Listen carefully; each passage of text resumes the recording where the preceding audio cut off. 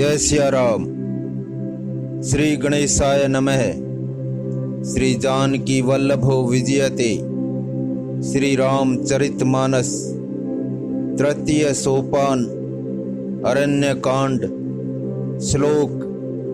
मूलम धर्म तरोर विवेक जलधे पूर्णेन्दुमानंददम वैराग्याम्बुज भास्करम यज्ञ घन ध्वांतापहम तापहम मोहाम्भोदर पूग पाटन विधौ स्वः संभवम शंकरम वंदे ब्रह्मकुलम कलंक शमनम श्री राम भूप प्रियम। सांद्रानंद पयोध शोभग तनुम पीतांबरम सुंदरम पाणौ बाण सरासनम कटिल्य सत्तूर्णीर भारम वरम राजीवायत लोचनम धृत जटाजूटेन संशोभितम सीता लक्ष्मण संयुतम पथिगतम रामाभिरामम भजे। धर्म रूपी वृक्ष के मूल, विवेक रूपी समुद्र को आनंद देने वाले पूर्ण चंद्र, वैराग्य रूपी कमल के विकसित करने वाले सूर्य, पाप रूपी घोर अंधकार को निश्चय ही मिटाने वाले, तीनों तापों को हरने वाले, मोह रूपी बादलों के समूह को छिन्न भिन्न करने की विधि क्रिया में आकाश से उत्पन्न पवन स्वरूप, ब्रह्मा जी के वंशज आत्मज तथा कलंक नाशक महाराज श्री रामचंद्र जी के प्रिय श्री शंकर जी की मैं वंदना करता हूँ, जिनका शरीर जल युक्त मेघों के समान सुंदर श्याम वर्ण एवं आनंद घन है, जो सुंदर वलकल का पीत वस्त्र धारण किए हैं, जिनके हाथों में बाण और धनुष है, कमर उत्तम तरकस के भार से सुशोभित हैं, कमल के समान विशाल नेत्र हैं और मस्तक पर जटाजूट धारण किए हैं। उन अत्यंत शोभायमान श्री सीता जी और लक्ष्मण जी सहित मार्ग में चलते हुए आनंद देने वाले श्री रामचंद्र जी को मैं भजता हूँ। हे पार्वती, श्री राम जी के गुण गूढ़ हैं। पंडित और मुनि उन्हें समझकर वैराग्य प्राप्त करते हैं, परंतु जो भगवान से विमुख हैं और जिनका धर्म में प्रेम नहीं है, वे महामूढ़ उन्हें सुनकर मोह को प्राप्त होते हैं। पूर्ववासियों के और भरत जी के अनुपम और सुंदर प्रेम का मैंने अपनी बुद्धि के अनुसार गान किया। अब देवता, मनुष्य और मुनियों के मन को भाने वाले प्रभु श्री रामचंद्र जी के वे अत्यंत पवित्र चरित्र सुनो, जिन्हें वे वन में कर रहे हैं।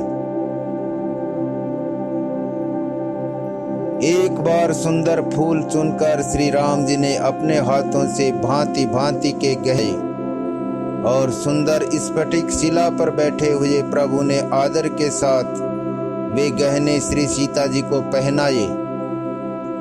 देवराज इंद्र का मूर्ख पुत्र जयंत कोये का रूप धरकर श्री रघुनाथ जी का बल देखना चाहता है, जैसे महान मंद बुद्धि चींटी समुद्र का थाह पाना चाहती हो। वह मूढ़ मंद बुद्धि कारण से भगवान के बल की परीक्षा करने के लिए बना हुआ कौवा सीता जी के चरणों में चोंच मारकर भागा। जब रक्त बह चला तब श्री रघुनाथ जी ने जाना और धनुष पर सींग सरकंडे का बाण संधान किया। श्री रघुनाथ जी जो अत्यंत ही कृपालु हैं और जिनका दीनों पर सदा प्रेम रहता है, उनसे भी उस अवगुणों के घर मूर्ख जयंत ने आकर छल किया। मंत्र से प्रेरित होकर वह ब्रह्म बाण तोड़ा। कौवा भयभीत होकर भाग चला। वह अपना असली रूप धरकर पिता इंद्र के पास गया, पर श्री राम जी का विरोधी जानकर इंद्र ने उसको नहीं रखा। तब वह निराश हो गया। उसके मन में भय उत्पन्न हो गया, जैसे दुर्वासा ऋषि को चक्र से भय हुआ था। वह ब्रह्मलोक, शिवलोक आदि समस्त लोकों में थका हुआ और भय शोक से व्याकुल होकर भागता फिरा। पर रखना तो दूर रहा, किसी ने उसे बैठने तक के लिए नहीं कहा। श्री राम जी के द्रोही को कौन रख सकता है। काकभूषुंड जी कहते हैं, हे गरुड़ सुनिए, उसके लिए माता मृत्यु के समान, पिता यमराज के समान और अमृत विष के समान हो जाता है। मित्र सैकड़ों शत्रुओं की सी करनी करने लगता है। देव नदी गंगा जी उसके लिए वैतरणी यमपुरी की नदी हो जाती है। हे भाई सुनिए, जो श्री रघुनाथ जी के विमुख होता है, समस्त जगत उनके लिए अग्नि से भी अधिक गर्म जलाने वाला हो जाता है। नारद जी ने जयंत को व्याकुल देखा तो उन्हें दया आ गई, क्योंकि संतों का चित्त बड़ा कोमल होता है। उन्होंने उसे समझाकर तुरंत श्री राम जी के पास भेज दिया। उसने जाकर पुकार कर कहा, हे शरणागत के हितकारी, मेरी रक्षा कीजिए। आतुर और भयभीत जयंत ने जाकर श्री राम जी के चरण पकड़ लिए और कहा, हे दयालु रघुनाथ जी, रक्षा कीजिए, रक्षा कीजिए। आपके अतुलित बल और आपकी अतुलित प्रभुता सामर्थ्य को मैं मंदबुद्धि जान नहीं पाया था। अपने किए हुए कर्म से उत्पन्न हुआ फल मैंने पा लिया।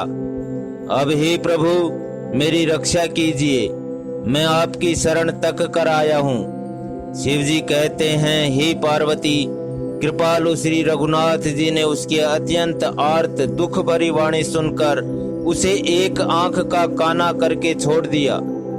उसने मोहवश द्रोह किया था, इसलिए यद्यपि उसका वध ही उचित था, पर प्रभु ने कृपा करके उसे छोड़ दिया।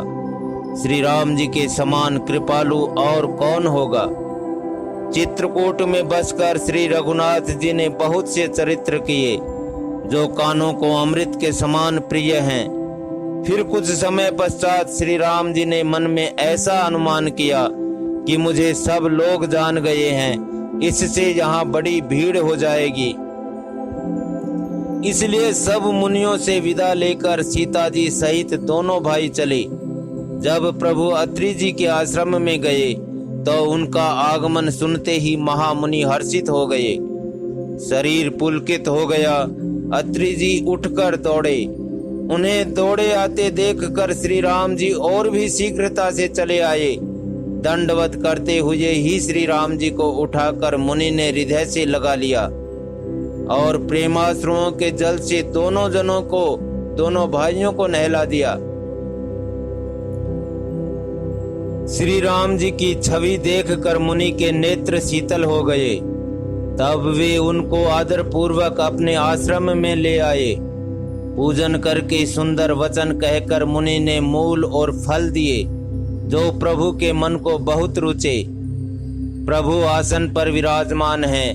नेत्र भरकर उनकी शोभा देखकर परम प्रवीण मुनि श्रेष्ठ हाथ जोड़कर स्तुति करने लगे। हे भक्त वत्सल, हे कृपालु, हे कोमल स्वभाव वाले, मैं आपको नमस्कार करता हूँ। निष्काम पुरुषों को अपना परम धाम देने वाले आप नितांत सुंदर श्याम संसार आवागमन रूपी समुद्र को मथने के लिए मंद्राचल रूप फूले हुए कमल के समान नेत्रों वाले, हे प्रभु, आपकी लंबी भुजा और पराक्रम और आपका ऐश्वर्य अप्रमेय बुद्धि के परे अथवा असीम है। आप तर्कस और धनुष बाण धारण करने वाले तीनों लोकों के स्वामी, सूर्यवंश के भूषण, महादेव जी के धनुष को तोड़ने वाले, मुनिराजों और संतों को आनंद देने वाले तथा देवताओं के शत्रु असुरों के समूह का नाश करने वाले हैं। आप कामदेव के शत्रु महादेव जी के द्वारा वंदित, ब्रह्मा आदि देवताओं से सेवित, विशुद्ध ज्ञानमय विग्रह और समस्त दोषों को नष्ट करने वाले हैं। हे लक्ष्मीपते, हे सुखों की खान और सत्पुरुषों की एकमात्र गति, मैं आपको नमस्कार करता हूँ। हे सचीपति इंद्र के प्रिय छोटे भाई वामन जी, स्वरूपा शक्ति श्री सीता जी और छोटे भाई लक्ष्मण जी सहित आपको मैं भजता हूँ। जो मनुष्य मत्सर डाह रहित होकर आपके चरण कमलों का सेवन करते हैं, वे तर्क वितर्क अनेक प्रकार के संदेह रूपी तरंगों से पूर्ण संसार रूपी समुद्र में नहीं गिरते, आवागमन के चक्कर में नहीं पड़ते। जो एकांतवासी पुरुष मुक्ति के लिए इंद्रियादि का निग्रह करके उन्हें विषयों से हटाकर प्रसन्नता पूर्वक आपको भजते हैं, वे स्वकीय गति को, अपने स्वरूप को प्राप्त होते हैं। उन आप को जो एक अद्वितीय अद्भुत मायिक जगत से विलक्षण प्रभु, सर्वसमर्थ, इच्छा रहित ईश्वर, सबके स्वामी, व्यापक, जगत गुरु, सनातन, नित्य, तुरीय, तीनों गुणों से सर्वथा परे और केवल अपने स्वरूप में स्थित हैं, तथा जो भाव प्रिय कुयोगियों विषयी पुरुषों के लिए अत्यंत दुर्लभ, अपने भक्तों के लिए कल्प वृक्ष अर्थात उनकी समस्त कामनाओं को पूर्ण करने वाले, सम पक्षपात रहित और सदा सुख पूर्वक सेवन करने योग्य हैं, मैं निरंतर भजता हूँ। हे अनुपम सुंदर, हे पृथ्वीपति, हे जानकीनाथ, मैं आपको प्रणाम करता हूँ। मुझ पर प्रसन्न होइए, मैं आपको नमस्कार करता हूँ। मुझे अपने चरण कमलों की भक्ति दीजिए। जो मनुष्य इस स्तुति को आदर पूर्वक पढ़ते हैं, वे आपकी भक्ति से युक्त होकर आपके परम पद को प्राप्त होते हैं, इसमें संदेह नहीं। मुनि ने इस प्रकार विनती करके और फिर सिर नवाकर हाथ जोड़कर कहा, हे नाथ, मेरी बुद्धि आपके चरण कमलों को कभी ना छोड़े। फिर परम शीलवती और विनम्र श्री सीता जी, अनुसुईया जी, अत्रि जी की पत्नी के चरण पकड़कर उनसे मिली। ऋषि पत्नी के मन में बड़ा सुख हुआ। उन्होंने आशीष देकर सीता जी को पास बैठा लिया और उन्हें ऐसे दिव्य वस्त्र और आभूषण पहनाए जो नित्य नए, निर्मल और सुहावने बने रहते हैं। फिर ऋषि पत्नी उनके बहाने मधुर और कोमल वाणी से स्त्रियों के कुछ धर्म बखान कर कहने लगी, हे राजकुमारी सुनिए, माता पिता भाई सभी हित करने वाले हैं, परंतु ये सब एक सीमा तक ही सुख देने वाले हैं। परंतु हे जानकी, पति तो मोक्ष रूप असीम सुख देने वाला है। वह स्त्री अधम है जो ऐसे पति की सेवा नहीं करती। धैर्य, धर्म, मित्र और स्त्री, इन चारों की विपत्ति के समय ही परीक्षा होती है। वृद्ध, रोगी, मूर्ख, निर्धन, अंधा, बहरा, क्रोधी और अत्यंत ही दीन, ऐसे भी पति का अपमान करने से स्त्री यमपुर में भांति भांति के दुख पाती है। शरीर, वचन और मन से पति के चरणों में प्रेम करना स्त्री के लिए बस यह एक ही धर्म है, एक ही व्रत है और एक ही नियम है। जगत में 4 प्रकार की पतिव्रताएं हैं। वेद, पुराण और संत सब ऐसा कहते हैं कि उत्तम श्रेणी की पतिव्रता के मन में ऐसा भाव बसा रहता है कि जगत में मेरे पति को छोड़कर दूसरा पुरुष स्वप्न में भी नहीं है। मध्यम श्रेणी की पतिव्रता पराये पति को कैसे देखती है? जैसे वह अपना सगा भाई, पिता या पुत्र हो, अर्थात समान अवस्था वाले को वह भाई के रूप में देखती है, बड़े को पिता के रूप में और छोटे को पुत्र के रूप में देखती है। जो धर्म को विचार कर और अपने कुल की मर्यादा समझकर बची रहती है, वह निकृष्ट निम्न श्रेणी की स्त्री है, ऐसा वेद कहते हैं। और जो स्त्री मौका न मिलने से या भयवश पतिव्रता बनी रहती है, जगत में उसे अधम स्त्री जानना। पति को धोखा देने वाली जो स्त्री पराये पति से रति करती है, वह तो 100 कल्प तक रौरव नरक में पड़ी रहती है।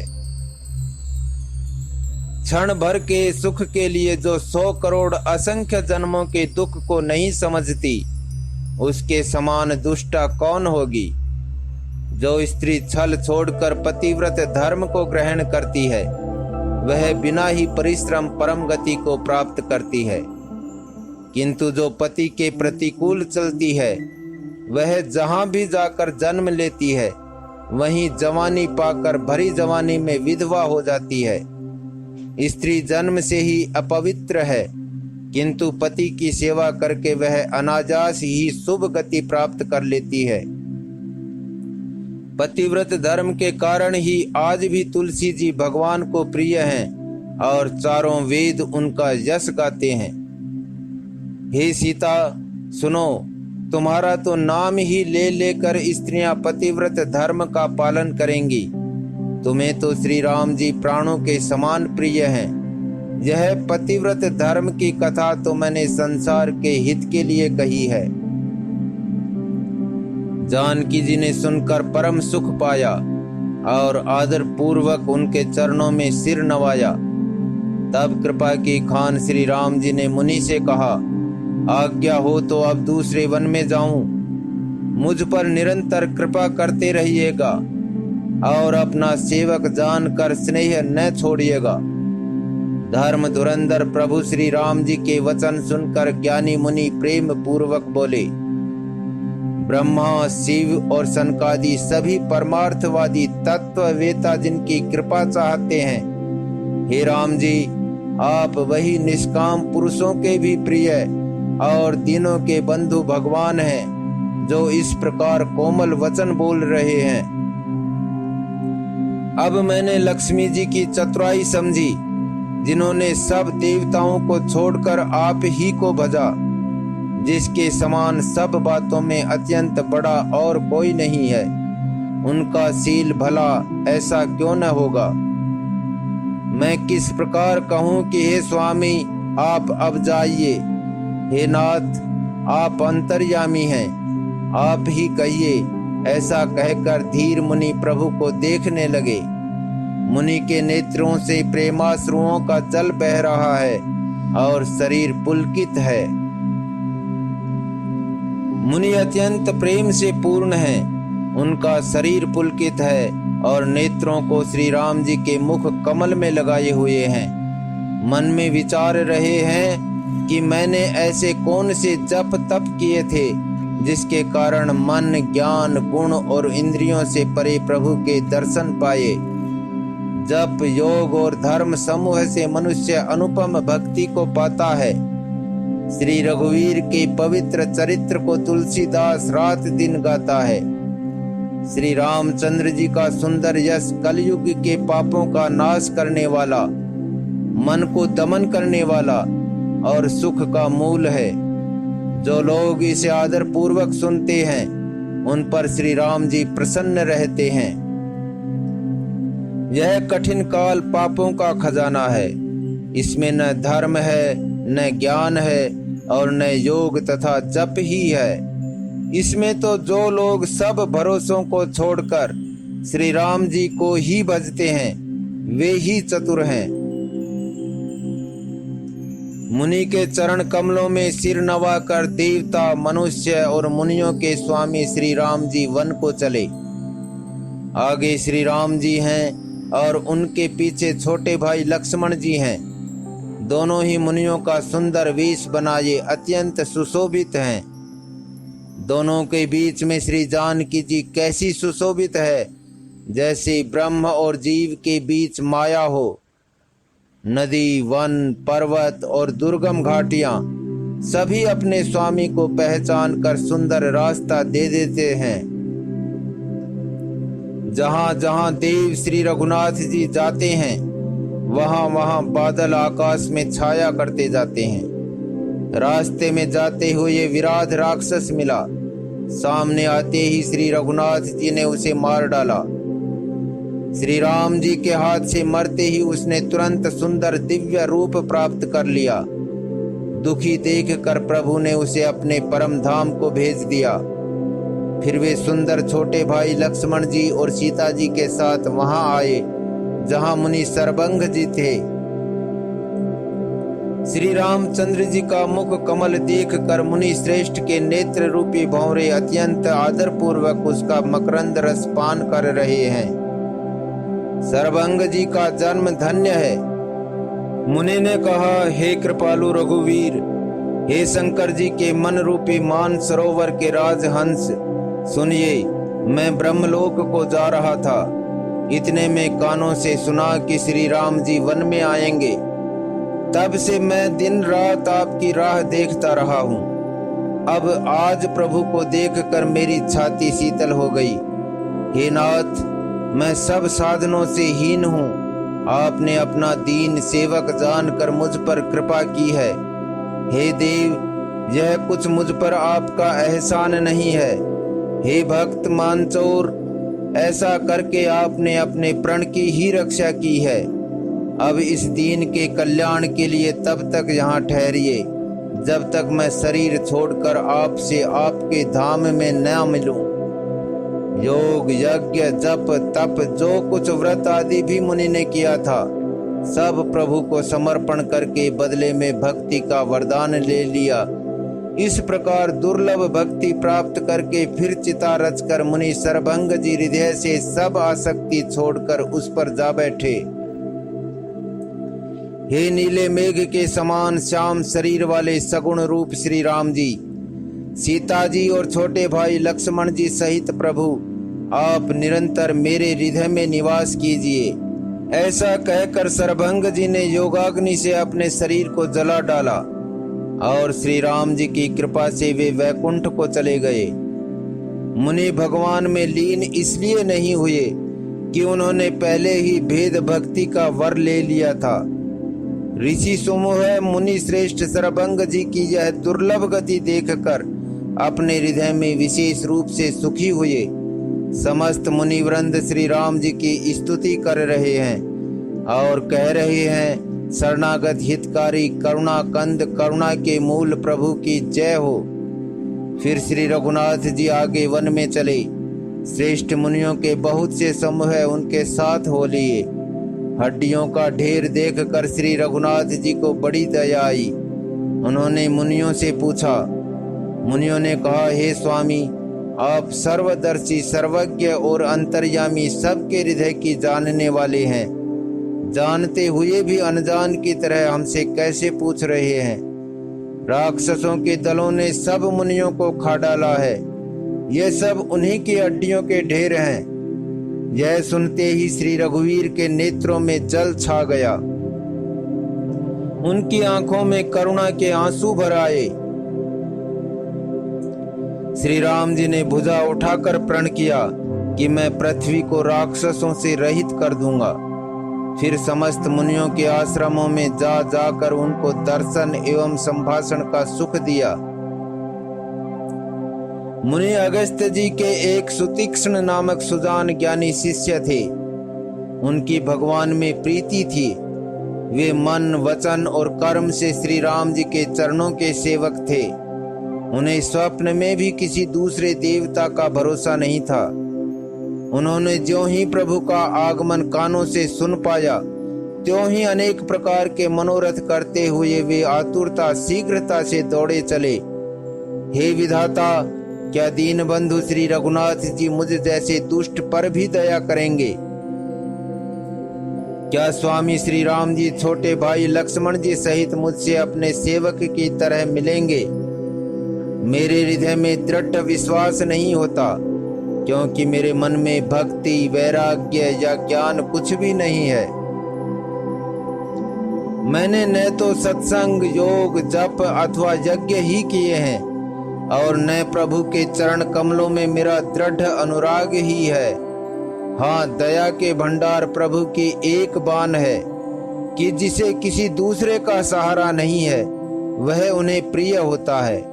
भगवान की इस बाण का स्मरण आते ही मुनि आनंद मग्न होकर मन ही मन कहने लगे, आहा, भवबंधन से छुड़ाने वाले प्रभु के मुखारविंद को देखकर आज मेरे नेत्र सफल होंगे।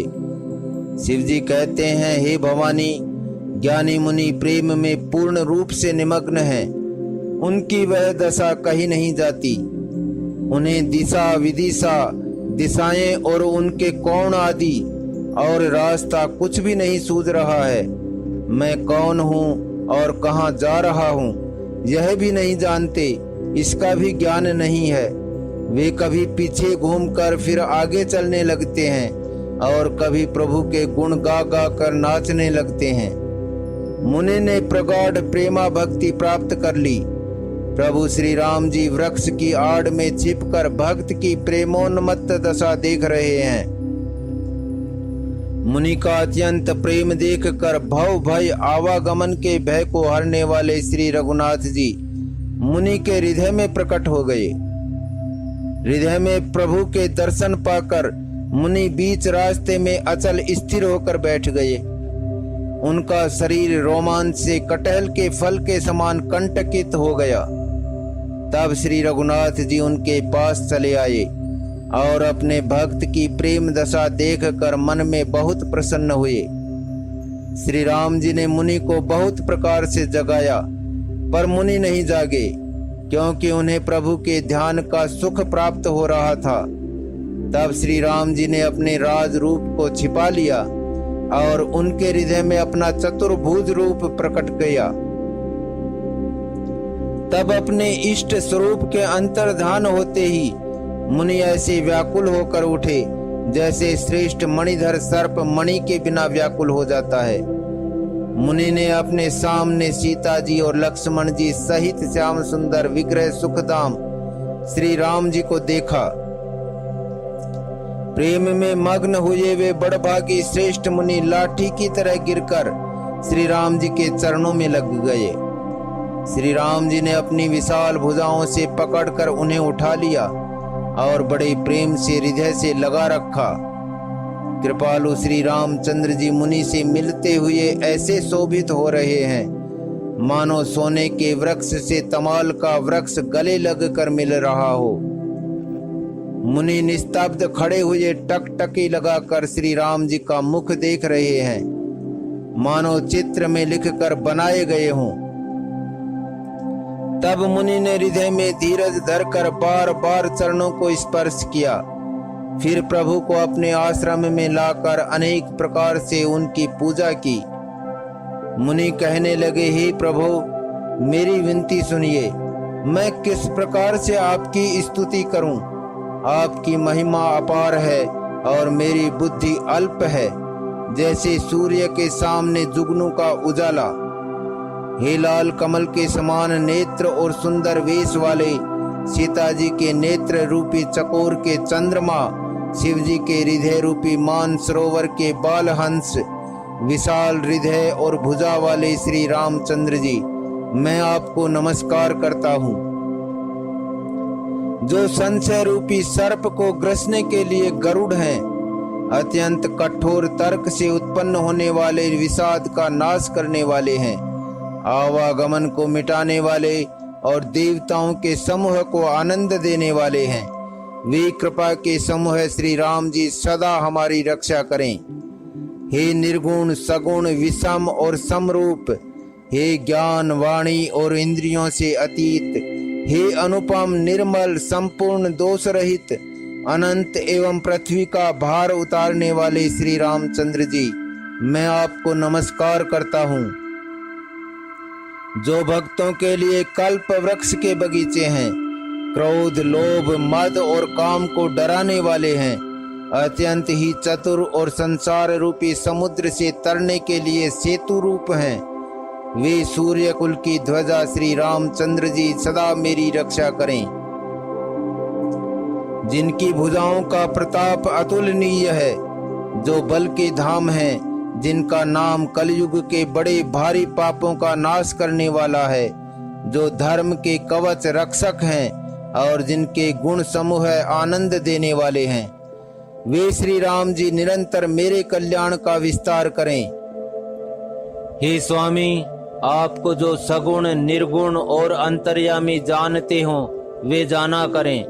मेरे हृदय में तो कौशलपति कमल नयन श्री राम जी ही अपना घर बनावें। ऐसा अभिमान भूल कर भी ना छूटे कि मैं सेवक हूँ और श्री रघुनाथ जी मेरे स्वामी हैं। मुनि के वचन सुनकर श्री राम जी मन में बहुत प्रसन्न हुए। तब उन्होंने हर्षित होकर श्रेष्ठ मुनि को हृदय से लगा लिया और कहा, हे मुनि, मुझे परम प्रसन्न जानो, जो वर मांगो वही मैं तुम्हें दूं। मुनि सुतीक्ष्ण जी ने कहा, मैंने तो वर कभी मांगा ही नहीं। मुझे समझ ही नहीं पड़ता कि क्या झूठ है और क्या सत्य है, क्या मांगूं क्या नहीं। अतः हे रघुनाथ जी, हे दासों को सुख देने वाले, आपको जो अच्छा लगे मुझे वही दीजिए। श्री रामचंद्र जी ने कहा, हे मुनि, तुम प्रगाढ़ भक्ति, वैराग्य, विज्ञान और समस्त गुणों तथा ज्ञान के निधान हो जाओ। तब मुनि बोले, प्रभु ने जो वरदान दिया वह तो मैंने पा लिया, अब मुझे जो अच्छा लगता है वह दीजिए। हे प्रभु, हे श्री राम जी, छोटे भाई लक्ष्मण जी और सीता जी सहित धनुष बाणधारी आप निष्काम स्थिर होकर मेरे हृदय रूपी आकाश में चंद्रमा की भांति सदा निवास कीजिए। एवं अस्तु, ऐसा ही हो। ऐसा उच्चारण कर लक्ष्मी निवास श्री रामचंद्र जी हर्षित होकर अगस्त ऋषि के पास चले। तब सुतीक्ष्ण जी बोले, गुरु अगस्त जी का दर्शन पाए और इस आश्रम में आए मुझे बहुत दिन हो गए। अब मैं भी प्रभु आपके साथ गुरु जी के पास चलता हूँ। इसमें हे नाथ, आप पर मेरा कोई एहसान नहीं है। मुनि की चतुरता देखकर कृपा के भंडार श्री राम जी ने उनको साथ ले लिया और दोनों भाई हंसने लगे। रास्ते में अपनी अनुपम भक्ति का वर्णन करते हुए देवताओं के राज राजेश्वर श्री राम जी अगस्त मुनि के आश्रम पर पहुंचे। सुतीक्ष्ण तुरंत ही गुरु अगस्त के पास गए और दंडवत करके ऐसा कहने लगे, हे नाथ, अयोध्या के राजा दशरथ जी के कुमार जगदाधार श्री रामचंद्र जी छोटे भाई लक्ष्मण जी और सीता जी सहित आपसे मिलने आए हैं, जिनका हे देव आप रात दिन जप करते रहते हैं। यह सुनते ही अगस्त जी तुरंत ही उठ दौड़े। भगवान को देखते ही उनके नेत्रों में आनंद और प्रेम के आंसुओं का जल भर आया। दोनों भाई मुनि के चरण कमलों पर गिर पड़े। ऋषि ने उठाकर बड़े प्रेम से उन्हें हृदय से लगा लिया। ज्ञानी मुनि ने आदर पूर्वक कुशल पूछकर उनको लाकर श्रेष्ठ आसन पर बैठाया। फिर बहुत प्रकार से प्रभु की पूजा करके कहा, मेरे समान भाग्यवान आज दूसरा कोई नहीं है। वहां जहां तक जितने भी अन्य मुनिगण थे, सभी आनंद कंद श्री राम जी के दर्शन करके हर्षित हो गए। मुनियों के समूह में श्री रामचंद्र जी सब की ओर सम्मुख होकर बैठे हैं, अर्थात प्रत्येक मुनि को श्री राम जी अपने ही सामने मुख करके बैठे दिखाई देते हैं और सब मुनि टकटकी लगाए उनके मुख को देख रहे हैं। ऐसा जान पड़ता है कि मानो चकोरों का समुदाय शरद पूर्णिमा के चंद्रमा की ओर देख रहा हो। तब श्री राम जी ने मुनि से कहा, हे प्रभु, आपसे तो कुछ छिपाव है नहीं। मैं जिस कारण से आया हूँ वह आप जानते ही हैं। इसी से हे तात, मैंने आपसे समझा कर कुछ नहीं कहा। हे प्रभु, अब आप मुझे वही मंत्र सलाह दीजिए जिस प्रकार मैं मुनियों के द्रोही राक्षसों को मारूं। प्रभु की वाणी सुनकर मुनि मुस्कुराए और बोले, हे नाथ, आपने क्या समझकर मुझसे यह प्रश्न किया? हे पापों का नाश करने वाले, मैं तो आप ही के भजन के प्रभाव से आपकी कुछ थोड़ी सी महिमा जानता हूँ। आपकी माया गूलर के विशाल वृक्ष के समान है। अनेकों ब्रह्मांडों के समूह ही जिसके फल हैं। चर और अचर जीव गूलर के फल के भीतर रहने वाले छोटे छोटे जंतुओं के समान उन ब्रह्मांड रूपी फलों के भीतर बसते हैं और वे अपने उस छोटे से जगत के सिवा दूसरा कुछ नहीं जानते। उन फलों का भक्षण करने वाला कठिन और कराल काल है। वह काल भी सदा आपसे भयभीत रहता है। उन्हीं आपने समस्त लोकपालों के स्वामी होकर भी मुझसे मनुष्य की तरह प्रश्न किया। हे कृपा के धाम, मैं तो यह वर मांगता हूँ कि आप श्री सीता जी और छोटे भाई लक्ष्मण जी सहित मेरे हृदय में सदा निवास कीजिए। मुझे प्रगाढ़ भक्ति, वैराग्य, सत्संग और आपके चरण कमलों में अटूट प्रेम प्राप्त हो।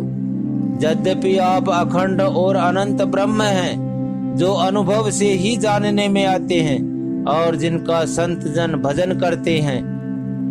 यद्यपि मैं आपके ऐसे रूप को जानता हूँ और उसका वर्णन भी करता हूँ, तो भी लौट लौट कर मैं सगुण ब्रह्म में आपके इस सुंदर स्वरूप में ही प्रेम मानता हूँ। आप सेवकों को सदा ही बड़ाई दिया करते हैं, इसी से हे रघुनाथ जी आपने मुझसे पूछा है। हे प्रभु, एक परम मनोहर और पवित्र स्थान है, उसका नाम पंचवटी है। हे प्रभु, आप दंडक वन को जहाँ पंचवटी है पवित्र कीजिए और श्रेष्ठ मुनि गौतम जी के कठोर शाप को हर लीजिए। हे रघुकुल के स्वामी, आप सब मुनियों पर दया करके वहीं निवास कीजिए। मुनि की आज्ञा पाकर श्री रामचंद्र जी वहां से चल दिए और शीघ्र ही पंचवटी के निकट पहुंच गए। वहां गृध्रराज जटायु से भेंट हुई। उसके साथ बहुत प्रकार से प्रेम बढ़ाकर प्रभु श्री रामचंद्र जी गोदावरी जी के समीप पर्णकुटी छाकर रहने लगे। जब से श्री राम जी ने वहां निवास किया, तब से मुनि सुखी हो गए। उनका डर जाता रहा। पर्वत, वन, नदी और तालाब शोभा से छा गए। वे दिनों दिन अधिक सुहावने मालूम होने लगे। पक्षी और पशुओं के समूह आनंदित रहते हैं और भौरे मधुर गुंजार करते हुए शोभा पा रहे हैं। जहाँ प्रत्यक्ष श्री राम जी विराजमान हैं, उस वन का वर्णन सर्पराज शेष जी भी नहीं कर सकते। एक बार प्रभु श्री राम जी सुख से बैठे हुए थे। उस समय लक्ष्मण जी ने उनसे छल रहित सरल वचन कहे। हे देवता, मनुष्य, मुनि और चराचर के स्वामी, मैं अपने प्रभु की तरह अपना स्वामी समझकर आपसे पूछता हूँ। हे देव, मुझे समझाकर वही कहिए जिससे सब छोड़कर मैं आपकी चरण रज की ही सेवा करूं। ज्ञान, वैराग्य और माया का वर्णन कीजिए और उस भक्ति को कहिए जिसके कारण आप दया करते हैं। हे प्रभु, ईश्वर और जीव का भेद भी सब समझाकर कहिए, जिससे आपके चरणों में मेरी प्रीति हो और शोक, मोह तथा भ्रम नष्ट हो जाए। श्री राम जी ने कहा, हे तात, मैं थोड़े ही में सब समझाकर कह देता हूँ। तुम मन, चित्त और बुद्धि लगाकर सुनो। मैं और मेरा, तू और तेरा, यही माया है जिसने समस्त जीवों को वश में कर रखा है। इंद्रियों के विषयों को और जहां तक मन जाता है, हे भाई, उन सब को माया जानना। उसके भी एक विद्या और दूसरी अविद्या, इन दोनों भेदों को तुम सुनो। एक अविद्या दुष्ट दोष युक्त है और अत्यंत दुख रूप है, जिसके वश होकर जीव संसार रूपी कुएं में पड़ा हुआ है। और एक विद्या जिसके वश में गुण है और जो जगत की रचना करती है, वह प्रभु से ही प्रेरित होती है। उसके अपना बल कुछ भी नहीं है। ज्ञान वह है जहाँ जिसमें मान आदि एक भी दोष नहीं है और जो सब में समान रूप से ब्रह्म को देखता है। हे तात, उसी को परम वैराग्यवान कहना चाहिए, जो सारी सिद्धियों को और तीनों गुणों को तिनके के समान त्याग चुका हो, जिसमें मान, दंभ, हिंसा, क्षमाराहित्य, टेढ़ापन, आचार्य सेवा का अभाव, अपवित्रता, अस्थिरता, मन का निग्रहित न होना, इंद्रियों के विषय में आसक्ति, अहंकार, जन्म, मृत्यु, जरा, व्याधि में जगत में सुख बुद्धि, स्त्री, पुत्र, घर आदि में आसक्ति तथा ममता, इष्ट और अनिष्ट की प्राप्ति में हर्ष, शोक, भक्ति का अभाव, एकांत में मन न लगना, विषय मनुष्यों के संग में प्रेम, ये 18 न हो और नित्य अध्यात्म आत्मा में स्थित तथा तत्व ज्ञान के अर्थ तत्व ज्ञान के द्वारा जानने योग्य परमात्मा का नित्य दर्शन हो, वही ज्ञान कहलाता है। देखिए गीता अध्याय 13 श्लोक 7 से 11। जो माया को, ईश्वर को और अपने स्वरूप को नहीं जानता उसे जीव कहना चाहिए। जो कर्मानुसार बंधन और मोक्ष देने वाला सबसे परे और माया का प्रेरक है वह ईश्वर है। धर्म के आचरण से वैराग्य और योग से ज्ञान होता है तथा ज्ञान मोक्ष का देने वाला है, ऐसा वेदों ने वर्णन किया है। और हे भाई, जिससे मैं शीघ्र ही प्रसन्न होता हूँ वह मेरी भक्ति है, जो भक्तों को सुख देने वाली है। वह भक्ति स्वतंत्र है, उसको ज्ञान विज्ञान आदि किसी दूसरे साधन का सहारा अपेक्षा नहीं है। ज्ञान और विज्ञान तो उसके अधीन है। हे तात, भक्ति अनुपम एवं सुख की मूल है और वह तभी मिलती है जब संत अनुकूल प्रसन्न होते हैं। अब मैं भक्ति के साधन विस्तार से कहता हूँ। यह सुगम मार्ग है जिससे जीव मुझको सहज ही पा जाते हैं। पहले तो ब्राह्मणों के चरणों में अत्यंत प्रीति हो और वेद की रीति के अनुसार अपने अपने वर्णाश्रम के कर्मों में लगा रहे। इसका फल फिर विषयों से वैराग्य होगा। तब वैराग्य होने पर मेरे धर्म भागवत धर्म में प्रेम उत्पन्न होगा। तब श्रवण आदि 9 प्रकार की भक्तियां दृढ़ होंगी और मन में मेरी लीलाओं के प्रति अत्यंत प्रेम होगा। जिसका संतों के चरणों में अत्यंत प्रेम हो, मन वचन और कर्म से भजन का दृढ़ नियम हो और जो मुझको ही गुरु पिता माता भाई पति और देवता सब कुछ जाने और सेवा में दृढ़ हो। मेरा गुण गाते समय जिसका शरीर पुलकित हो जाए, वाणी गदगद हो जाए और नेत्रों से प्रेमाश्रुओं का जल बहने लगे और काम मद और दंभ आदि जिसमें ना हो, हे भाई, मैं सदा उसके वश में रहता हूँ। जिनको कर्म वचन और मन से मेरी ही गति है और जो निष्काम भाव से मेरा भजन करते हैं, उनके हृदय कमल में मैं सदा विश्राम किया करता हूँ। इस भक्ति योग को सुनकर लक्ष्मण जी ने अत्यंत सुख पाया और उन्होंने प्रभु श्री रामचंद्र जी के चरणों में सिर नवाया। इस प्रकार वैराग्य ज्ञान गुण और नीति कहते हुए कुछ दिन बीत गए। शूर्पणखा नामक रावण की एक बहन थी जो नागिन के समान भयानक और दुष्ट हृदय की थी। वह एक बार पंचवटी में गई और दोनों राजकुमारों को देखकर विकल काम से पीड़ित हो गई। काकभुजुंड जी कहते हैं, हे गरुड़ जी, शूर्पणखा जैसी राक्षसी धर्म ज्ञान शून्य कामांध स्त्री मनोहर पुरुष को देखकर चाहे वह भाई पिता पुत्र ही हो विकल हो जाती है और मन को नहीं रोक सकती। जैसे सूर्यकांत मणि सूर्य को देखकर द्रवित हो जाती है, ज्वाला से पिघल जाती है। वह सुंदर रूप धरकर प्रभु के पास जाकर और बहुत मुस्कुराकर वचन बोली, न तो तुम्हारे समान कोई पुरुष है न मेरे समान स्त्री। विधाता ने यह संयोग जोड़ा बहुत विचार कर रचा है। मेरे योग्य पुरुष वर जगत भर में नहीं है। मैंने तीनों लोकों को खोज देखा, इसी से मैं अब तक कुमारी अविवाहित रही। अब तुमको देखकर कुछ मन माना चित्त ठहरा है। सीता जी की ओर देखकर प्रभु श्री राम जी ने यह बात कही कि मेरा छोटा भाई कुमार है। तब वह लक्ष्मण जी के पास गई। लक्ष्मण जी ने उसे शत्रु की बहन समझकर और प्रभु की ओर देखकर कोमल वाणी से बोले, हे सुंदरी सुन, मैं तो उनका दास हूँ, मैं पराधीन हूँ, अतः तुम्हें सुविधा सुख ना होगा। प्रभु समर्थ हैं, कौशलपुर के राजा हैं, वे जो कुछ करें उन्हें सब फपता है। सेवक सुख चाहे, भिखारी सम्मान चाहे, व्यसनी जिसे जुए शराब आदि का व्यसन हो, धन और व्यभिचारी शुभ गति चाहे, लोभी यश चाहे और अभिमानी चारों फल अर्थ धर्म काम मोक्ष चाहे, तो ये सब प्राणी आकाश को दुह कर दूध लेना चाहते हैं, अर्थात असंभव बात को संभव करना चाहते हैं। वह लौटकर फिर श्री राम जी के पास आई। प्रभु ने उसे फिर लक्ष्मण जी के पास भेज दिया।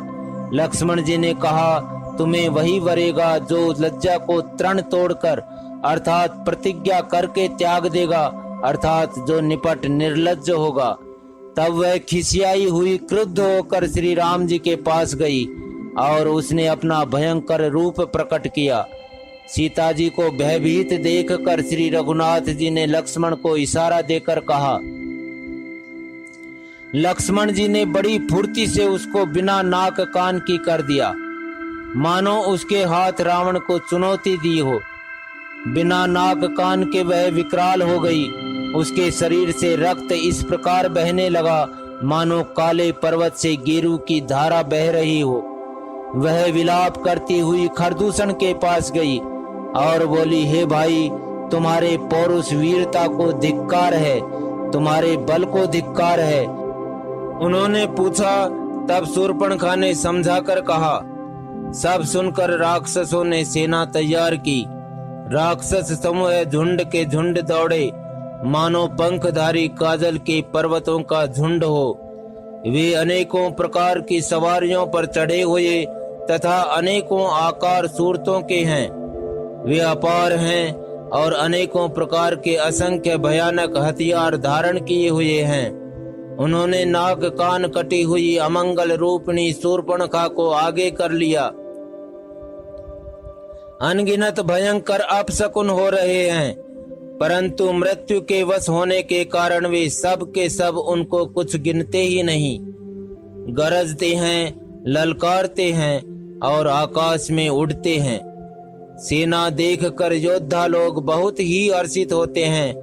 कोई कहता है, दोनों भाइयों को जीता ही पकड़ लो, पकड़कर मार डालो और स्त्री को छीन लो।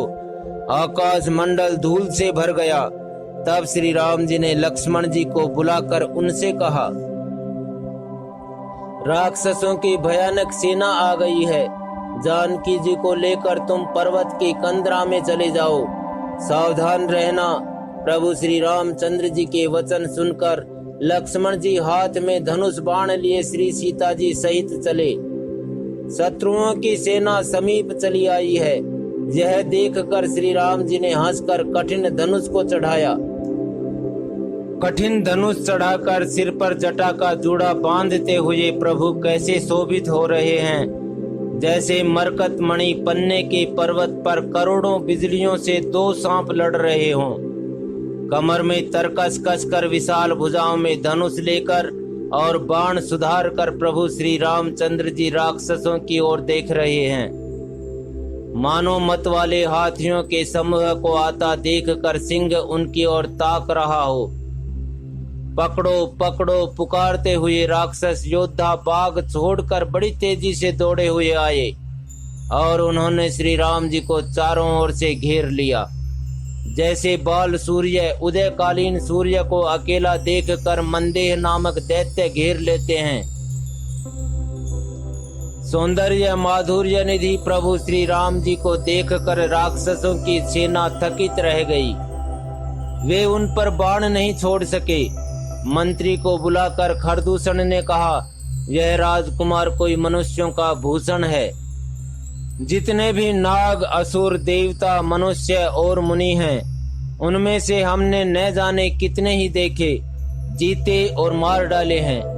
पर हे सब भाइयों सुनो, हमने जन्म भर में ऐसी सुंदरता कहीं नहीं देखी। यद्यपि इन्होंने हमारी बहन को कुरूप कर दिया, तथापि ये अनुपम पुरुष वध करने योग्य नहीं है। छिपाई हुई अपनी स्त्री हमें तुरंत दे दो और दोनों भाई जीते जी घर लौट जाओ। मेरा यह कथन तुम लोग उसे सुनाओ और उसका वचन उत्तर सुनकर शीघ्र आओ। दूतों ने जाकर यह संदेश श्री रामचंद्र जी से कहा। उसे सुनते ही श्री रामचंद्र जी मुस्कुरा कर बोले, हम क्षत्रिय हैं, वन में शिकार करते हैं और तुम्हारे सरीखे दुष्ट पशुओं को तो ढूंढते ही फिरते हैं। हम बलवान शत्रु देख कर नहीं डरते। लड़ने को आवे तो एक बार तो हम काल से भी लड़ सकते हैं। यद्यपि हम मनुष्य हैं, परंतु दैत्य कुल का नाश करने वाले और मुनियों की रक्षा करने वाले हैं। हम बालक हैं, परंतु दुष्टों को दंड देने वाले हैं। यदि बल न हो तो घर लौट जाओ। संग्राम में पीठ दिखाने वाले किसी को मैं नहीं मारता। रण में चढ़ आकर कपट चतुराई करना और शत्रु पर कृपा करना, दया दिखाना तो बड़ी भारी कायरता है। दूतों ने लौटकर तुरंत सब बातें कही, जिन्हें सुनकर खरदूषण का हृदय अत्यंत जल उठा। तब उन्होंने कहा, पकड़ लो, कैद कर लो। यह सुनकर भयानक राक्षस योद्धा बाण, धनुष, तोमर, शक्ति, सांग, शूल, बर्छी, कृपाण, कटार, परिघ और फरसा धारण किए हुए दौड़ पड़े। प्रभु श्री राम जी ने पहले धनुष का बड़ा कठोर, घोर और भयानक टंकार किया, जिसे सुनकर राक्षस बहरे और व्याकुल हो गए। उस समय उन्हें कुछ भी होश न रहा। फिर वे शत्रु को बलवान जानकर सावधान होकर दौड़े और श्री रामचंद्र जी के ऊपर बहुत प्रकार के अस्त्र शस्त्र बरसाने लगे।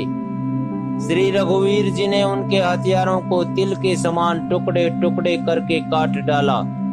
फिर धनुष को कान तक तान कर अपने तीर छोड़े। तब भयानक बाण ऐसे चले मानो फुफकारते हुए बहुत से सर्प जा रहे हैं। श्री रामचंद्र जी संग्राम में क्रुद्ध हुए और अत्यंत तीक्ष्ण बाण चले। अत्यंत तीक्ष्ण बाणों को देखकर राक्षस वीर पीठ दिखाकर भाग चले। तब खरदूषण और त्रिशरा तीनों भाई क्रुद्ध होकर बोले, जो रण से भाग कर जाएगा उसका हम अपने हाथों वध करेंगे। तब मन में मरना ठान कर भागते हुए राक्षस लौट पड़े और सामने होकर वे अनेकों प्रकार के हथियारों से श्री राम जी पर प्रहार करने लगे। शत्रु को अत्यंत कुपित जानकर प्रभु ने धनुष पर बाण चढ़ाकर बहुत से बाण छोड़े, जिनसे भयानक राक्षस कटने लगे। उनकी छाती, सिर, भुजा, हाथ और पैर जहां तहां पृथ्वी पर गिरने लगे। बाण लगते ही वे हाथी की तरह चिंगाड़ते हैं। उनके पहाड़ के समान धड़ कट कट कर गिर रहे हैं। योद्धाओं के शरीर कटकर सैकड़ों टुकड़े हो जाते हैं। वे फिर माया करके उठ खड़े होते हैं। आकाश में बहुत सी भुजाएं और सिर उड़ रहे हैं तथा बिना सिर के धड़ दौड़ रहे हैं। चील या क्रोंच, कोये आदि पक्षी और सियार कठोर और भयंकर कट कट शब्द कर रहे हैं। सियार कटकटाते हैं, भूत प्रेत और पिशाच खोपड़ियां बटोर रहे हैं अथवा खप्पर भर रहे हैं। वीर बेताल खोपड़ियों पर ताल दे रहे हैं और योगिनियां नाच रही हैं। श्री रघुवीर के प्रचंड बाण योद्धाओं के वक्ष स्थल, भुजा और सिरों के टुकड़े टुकड़े कर डालते हैं। उनके धड़ जहां तहां गिर पड़ते हैं, फिर उठते और लड़ते हैं और पकड़ो पकड़ो का भयंकर शब्द करते हैं। अंतड़ियों के एक छोर को पकड़कर गीध उड़ते हैं और उन्हीं का दूसरा छोर हाथ से पकड़कर पिशाच दौड़ते हैं। ऐसा मालूम होता है मानो संग्राम रूपी नगर के निवासी बहुत से बालक पतंग उड़ा रहे हों। अनेकों योद्धा मारे और पछाड़े गए, बहुत से जिनके हृदय विदीर्ण हो गए हैं पड़े कराह रहे हैं। अपनी सेना को व्याकुल देखकर त्रिशरा और खरदूषण आदि योद्धा श्री राम जी की ओर मुड़े। अनगिनत राक्षस क्रोध करके बाण, शक्ति, तोमर, फरसा, शूल और कृपाण एक ही बार में श्री रघुवीर पर छोड़ने लगे। प्रभु ने पल भर में शत्रुओं के बाणों को काटकर ललकार कर उन पर अपने बाण छोड़े। सब राक्षस सेनापतियों के हृदय में 10-10 बाण मारे। योद्धा पृथ्वी पर गिर पड़ते हैं, फिर उठकर भिड़ते हैं, मरते नहीं, बहुत प्रकार की अतिशय माया रचते हैं। देवता यह देखकर डरते हैं कि प्रेत राक्षस 14,000 हैं और अयोध्यानाथ श्री राम जी अकेले हैं। देवता और मुनियों को भयभीत देखकर माया के स्वामी प्रभु ने एक बड़ा कौतुक किया, जिससे शत्रुओं की सेना एक दूसरे को राम रूप देखने लगी और आपस में ही युद्ध करके लड़ मरी। सब यही राम है, इसे मारो, इस प्रकार राम राम कहकर शरीर छोड़ते हैं और निर्वाण मोक्ष पद पाते हैं।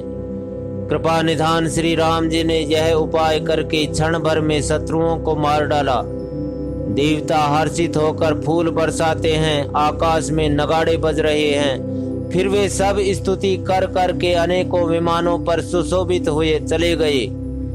जब श्री रघुनाथ जी ने युद्ध में शत्रुओं को जीत लिया तथा देवता मनुष्य और मुनि सबके भय नष्ट हो गए, तब लक्ष्मण जी सीता जी को ले आए। चरणों में पड़ते हुए उनको प्रभु ने प्रसन्नता पूर्वक उठाकर हृदय से लगा लिया।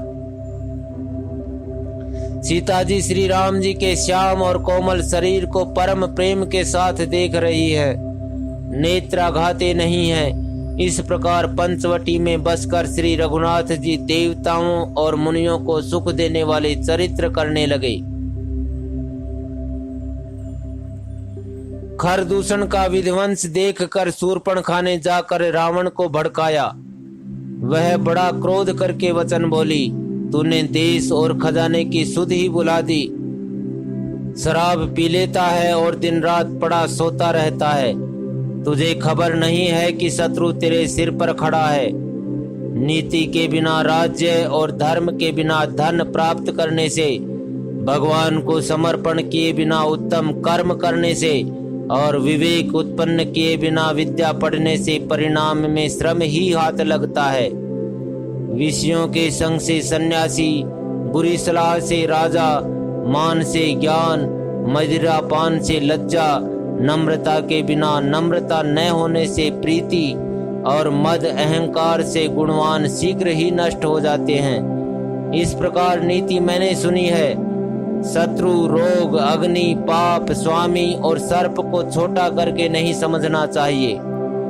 ऐसा कहकर शूर्पणखा अनेक प्रकार से विलाप करके रोने लगी। रावण की सभा के बीच वह व्याकुल होकर पड़ी हुई बहुत प्रकार से रो रो कर कह रही है कि अरे दशग्रीव, तेरे जीते जी मेरी क्या ऐसी दशा होनी चाहिए। शूर्पणखा के वचन सुनते ही सभासद अकुला उठे। उन्होंने शूर्पणखा की बांह पकड़कर उसे उठाया और समझाया। लंकापति रावण ने कहा, अपनी बात तो बता, किसने तेरे नाक कान काट लिए। वह बोली, अयोध्या के राजा दशरथ के पुत्र, जो पुरुषों में सिंह के समान हैं, वन में शिकार खेलने आए हैं। मुझे उनकी करनी ऐसी समझ पड़ी है कि वे पृथ्वी को राक्षसों से रहित कर देंगे। जिनकी भुजाओं का बल पाकर हे दशमुख मुनि लोग वन में निर्भय होकर विचरने लगे हैं। वे देखने में तो बालक हैं, पर हैं काल के समान। वे परम धीर, श्रेष्ठ धनुर्धर और अनेकों गुणों से युक्त हैं। दोनों भाइयों का बल और प्रताप अतुलनीय है। वे दुष्टों का वध करने में लगे हैं और देवता तथा मुनियों को सुख देने वाले हैं। वे शोभा के धाम हैं, राम ऐसा उनका नाम है। उनके साथ एक तरुणी सुंदर स्त्री है। विधाता ने उस स्त्री को ऐसी रूप की राशि बनाया है कि 100 करोड़ रति कामदेव की स्त्री उस पर निछावर हैं। उन्हीं के छोटे भाई ने मेरे नाक कान काट डाले। मैं तेरी बहन हूँ, यह सुनकर वे मेरी हंसी करने लगे। मेरी पुकार सुनकर खरदूषण सहायता करने आए, पर उन्होंने क्षण भर में सारी सेना को मार डाला। खरदूषण और त्रिशरा का वध सुनकर रावण के सारे अंग जल उठे। उसने शूर्पणखा को समझाकर बहुत प्रकार से अपने बल का बखान किया, किंतु मन में वह अत्यंत चिंतावश होकर अपने महल में गया। उसे रात भर नींद नहीं पड़ी। वह मन ही मन विचार करने लगा, देवता, मनुष्य, असुर, नाग और पक्षियों में कोई ऐसा नहीं जो मेरे सेवक को भी पा सके। खरदूषण तो मेरे ही समान बलवान थे। उन्हें भगवान के सिवा और कौन मार सकता है। देवताओं को आनंद देने वाले और पृथ्वी का भार हरण करने वाले भगवान ने ही यदि अवतार लिया है तो मैं जाकर उनसे हठ पूर्वक वैर करूंगा। और प्रभु के बाण के आघात से प्राण छोड़कर भवसागर से तर जाऊंगा। इस तामस शरीर से भजन तो होगा नहीं, अतएव मन, वचन और कर्म से यही दृढ़ निश्चय है। और यदि वे मनुष्य रूप कोई राजकुमार होंगे तो उन दोनों को रण में जीत कर उनकी स्त्री को हर लूंगा। यूं विचार कर रावण रथ पर चढ़कर अकेला ही वहां चला जहां समुद्र के तट पर मारीच रहता था। शिव जी कहते हैं कि हे पार्वती, यहाँ श्री रामचंद्र जी ने जैसी युक्ति रची वह सुंदर कथा सुनो। लक्ष्मण जी जब कंद मूल फल लेने के लिए वन में गए तब अकेले में कृपा और सुख के समूह श्री रामचंद्र जी हंसकर जानकी जी से बोले, हे प्रिय, हे सुंदर पतिव्रत धर्म का पालन करने वाली सुशीले, सुनो, मैं अब कुछ मनोहर मनुष्य लीला करूंगा। इसलिए जब तक मैं राक्षसों का नाश करूं तब तक तुम अग्नि में निवास करो। श्री राम जी ने जो ही सब समझा कर कहा त्यों ही श्री सीता जी प्रभु के चरणों के हृदय में धरकर अग्नि में समा गई। सीता जी ने अपनी ही छाया मूर्ति वहां रख दी जो उनके जैसी ही शील, स्वभाव और रूप वाली तथा वैसी ही विनम्र थी। भगवान ने जो कुछ लीला रची इस रहस्य को लक्ष्मण जी ने भी नहीं जाना। स्वार्थ परायण और नीच रावण वहां गया जहां मारीच था और उसको सिर नवाया। नीच का झुकना नम्रता भी अत्यंत दुखदायी होता है, जैसे अंकुश, धनुष, सांप और बिल्ली का झुकना। हे भवानी, दुष्ट की मीठी वाणी भी उस प्रकार भय देने वाली होती है जैसे बिना ऋतु के फूल। तब मारीच ने उसकी पूजा करके आदर पूर्वक पूछा, हे तात, आपका मन किस कारण इतना अधिक व्यग्र है और आप अकेले आए हैं? भाग्यहीन रावण ने सारी कथा अभिमान सहित उसके सामने कही और फिर कहा, तुम छल करने वाले कपट मृग बनो। जिस उपाय से मैं उस राजवधू को हर लाऊं। तब उसने मारीच ने कहा, हे दशशीष, सुनिए, वे मनुष्य रूप में चराचर के ईश्वर हैं। हे तात, उनसे वैर न कीजिए। उन्हीं के मारने से मरना और उन्हीं के जिलाने से जीना होता है। सबका जीवन मरण उन्हीं के अधीन है। यही राजकुमार मुनि विश्वामित्र के यज्ञ की रक्षा के लिए गए थे। उस समय श्री रघुनाथ जी ने बिना फल का बाण मुझे मारा था, जिससे मैं क्षण भर में 100 योजन पर आ गिरा। उनसे वैर करने में भलाई नहीं है। मेरी दशा तो भृंगी के कीड़े की सी हो गई है। अब मैं जहां तहां श्री राम लक्ष्मण दोनों भाइयों को ही देखता हूं। और हे तात, यदि वे मनुष्य हैं तो भी बड़े शूरवीर हैं। उनसे विरोध करने में पूरा नहीं पड़ेगा, सफलता नहीं मिलेगी। जिसने ताड़का और सुबाहु को मारकर शिवजी का धनुष तोड़ दिया और खरदूषण और त्रिशरा का वध कर डाला, ऐसा प्रचंड बली भी कहीं मनुष्य हो सकता है। अतः अपने कुल की कुशल विचार कर आप घर लौट जाइए। यह सुनकर रावण जल उठा और उसने बहुत सी गालियां दी, दुर्वचन कहे। कहा, अरे मूर्ख, तू गुरु की तरह मुझे ज्ञान सिखाता है। बता तो संसार में मेरे समान योद्धा कौन है?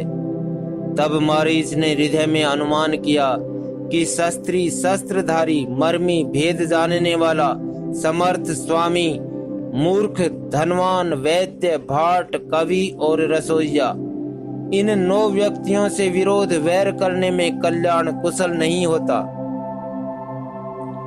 जब मारीच ने दोनों प्रकार से अपना मरण देखा तब उसने श्री रघुनाथ जी की शरण तकी, अर्थात उनकी शरण जाने में ही कल्याण समझा। सोचा कि उत्तर देते ही ना ही करते ही यह अभागा मुझे मार डालेगा, फिर श्री रघुनाथ जी के बाण लगने से ही क्यों न मरूं। हृदय में ऐसा समझकर वह रावण के साथ चला। श्री राम जी के चरणों में उसका अखंड प्रेम है। उसके मन में इस बात का अत्यंत हर्ष है कि आज मैं अपने परम स्नेही श्री राम जी को देखूंगा, किंतु उसने यह हर्ष रावण को नहीं जनाया। वह मन ही मन सोचने लगा, अपने परम प्रियतम को देखकर नेत्रों को सफल करके सुख पाऊंगा। जानकी जी सहित और छोटे भाई लक्ष्मण जी समेत कृपा निधान श्री राम जी के चरणों में मन लगाऊंगा, जिनका क्रोध भी मोक्ष देने वाला है और जिनकी भक्ति उन अवश्य किसी के वश में न होने वाले स्वतंत्र भगवान को भी वश में करने वाली है। आहा, वे ही आनंद के समुद्र श्री हरि अपने हाथों से बाण संधान कर मेरा वध करेंगे। धनुष्वाण धारण किए मेरे पीछे पीछे पृथ्वी पर पकड़ने के लिए दौड़ते हुए प्रभु को मैं फिर फिर कर देखूंगा। मेरे समान धन्य दूसरा कोई नहीं है। जब रावण उस वन के जिस वन में श्री रघुनाथ जी रहते थे निकट पहुंचा, तब मारीच कपट मृग बन गया। वह अत्यंत ही विचित्र था, कुछ वर्णन नहीं किया जा सकता। सोने का शरीर मणियों से जड़कर बनाया था। सीता जी ने उस परम सुंदर हिरण को देखा, जिसके अंग अंग की छटा अत्यंत मनोहर थी। वे कहने लगी, हे देव, हे कृपालु रघुवीर, सुनिए, इस मृग की छाल बहुत ही सुंदर है। जानकी जी ने कहा, हे सत्य प्रतिज्ञ प्रभो, इसको मारकर इसका चमड़ा ला दीजिए। तब श्री रघुनाथ जी मारीच के कपट मृग बनने का सब कारण जानते हुए भी देवताओं का कार्य बनाने के लिए हर्षित होकर उठे। मृग को देखकर श्री राम जी ने कमर में फेंटा बांधा और हाथ में धनुष लेकर उस पर सुंदर दिव्य बाण चढ़ाया। फिर प्रभु ने लक्ष्मण जी को समझा कर कहा, हे भाई, वन में बहुत से राक्षस फिरते हैं। तुम बुद्धि और विवेक के द्वारा बल और समय का विचार करके सीता की रखवाली करना। प्रभु को देखकर मृग भाग चला। श्री रामचंद्र जी भी धनुष चढ़ाकर पीछे दौड़े। वेद जिनके विषय में नेति नेति कहकर रह जाते हैं और शिव जी भी जिन्हें ध्यान में नहीं पाते, अर्थात जो मन और वाणी से नितांत परे हैं, वे ही श्री राम जी माया से बने हुए मृग के पीछे दौड़ रहे हैं। वह कभी निकट आ जाता है और फिर दूर भाग जाता है, कभी तो प्रकट हो जाता है और कभी छिप जाता है। इस प्रकार प्रकट होता और छिपता हुआ तथा बहुतेरे छल करता हुआ वह प्रभु को दूर ले गया। तब श्री रामचंद्र जी ने तक कर निशाना साध कर कठोर बाण मारा, जिसके लगते ही वह घोर शब्द करके पृथ्वी पर गिर पड़ा। पहले लक्ष्मण जी का नाम लेकर उसने पीछे मन में श्री राम जी का स्मरण किया। प्राण त्याग करते समय उसने अपना राक्षसी शरीर प्रकट किया और प्रेम सहित श्री राम जी का स्मरण किया। सुजान सर्वज्ञ श्री राम जी ने उसके हृदय के प्रेम को पहचान कर उसे वह गति अपना परम पद दिया जो मुनियों को भी दुर्लभ है। देवता बहुत से फूल बरसा रहे हैं और प्रभु के गुणों की गाथाएं स्तुतियां गा रहे हैं कि श्री रघुनाथ जी ऐसे दीन बंधु हैं कि उन्होंने असुर को भी अपना परम पद दे दिया। दुष्ट मारीच को मारकर श्री रघुवीर तुरंत लौट पड़े। हाथ में धनुष और कमर में तरकस शोभा दे रहा है। इधर जब सीता जी ने दुख भरी वाणी मरते समय मारीच की हा लक्ष्मण की आवाज सुनी, तो वे बहुत ही भयभीत होकर लक्ष्मण जी से कहने लगी, तुम शीघ्र जाओ, तुम्हारे भाई बड़े संकट में हैं।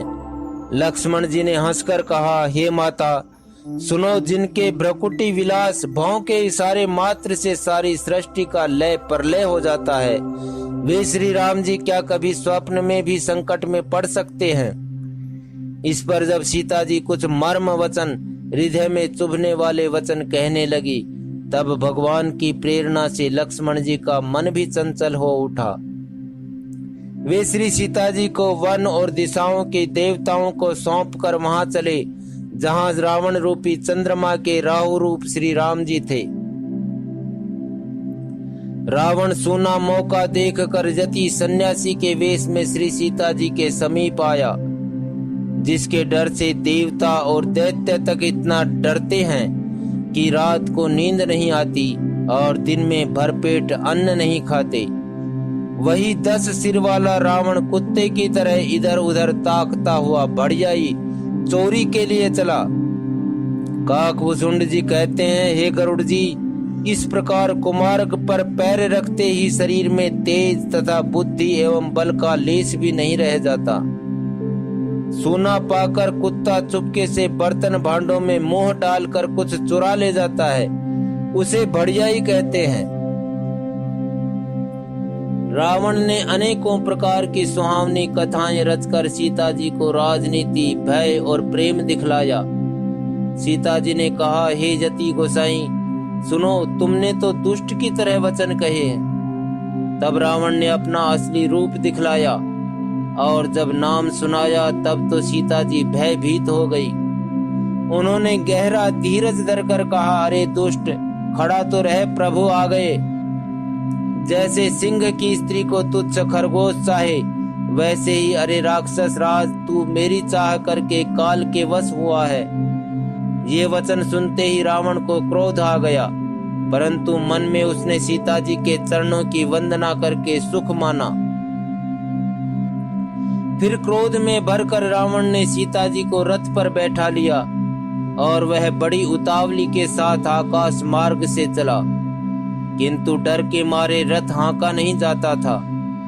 सीता जी विलाप कर रही थी, हा जगत के अद्वितीय वीर श्री रघुनाथ जी, आपने किस अपराध से मुझ पर दया भुला दी।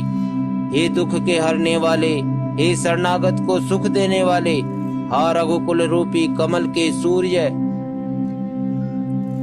हा लक्ष्मण, तुम्हारा दोष नहीं है। मैंने क्रोध किया, उसका फल पाया। श्री जानकी जी बहुत प्रकार से विलाप कर रही हैं। हाय, प्रभु की कृपा तो बहुत है, परंतु वे स्नेही प्रभु बहुत दूर रह गए। प्रभु को मेरी यह विपत्ति कौन सुनावे। यज्ञ के अन्न को गधा खाना चाहता है। सीता जी का भारी विलाप सुनकर जड़ चेतन सभी जीव दुखी हो गए। गृध्रराज जटायु ने सीता जी की दुख भरी वाणी सुनकर पहचान लिया कि ये रघुकुल तिलक श्री रामचंद्र जी की पत्नी है। उसने देखा कि नीच राक्षस इनको बुरी तरह लिए जा रहा है, जैसे कपिला गाय म्लेच्छ के पाले पड़ गई हो। वह बोला, हे सीते पुत्री, भय मत कर, मैं इस राक्षस का नाश करूंगा। यह कहकर वह पक्षी क्रोध में भरकर कैसे दौड़ा, जैसे पर्वत की ओर वज्र छूटता हो। उसने ललकार कर कहा, रे रे दुष्ट, खड़ा क्यों नहीं होता? निडर होकर चल दिया। मुझे तूने नहीं जाना। उसको यमराज के समान आता हुआ देखकर रावण घूमकर मन में अनुमान करने लगा, यह या तो मैनाक पर्वत है या पक्षियों का स्वामी गरुड़, पर वह गरुड़ तो अपने स्वामी विष्णु सहित मेरे बल को जानता है। कुछ पास आने पर रावण ने उसे पहचान लिया और बोलो, यह तो बूढ़ा जटायु है। यह मेरे हाथ रूपी तीर्थ में शरीर छोड़ेगा। यह सुनते ही गीध क्रोध में भरकर बड़े वेग से दौड़ा और बोला, रावण, मेरी सिखावन सुन। जानकी जी को छोड़कर कुशल पूर्वक अपने घर चला जा, नहीं तो हे बहुत बुझाओं वाले, ऐसा होगा कि श्री राम जी के क्रोध रूपी अत्यंत भयानक अग्नि में तेरा सारा वंश पतिंगा होकर भस्म हो जाएगा।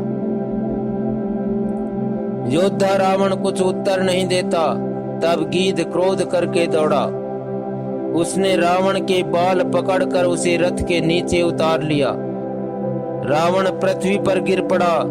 गीध सीता जी को एक ओर बैठा कर फिर लौटा और चोंचों से मार मार कर रावण के शरीर को विदीर्ण कर डाला।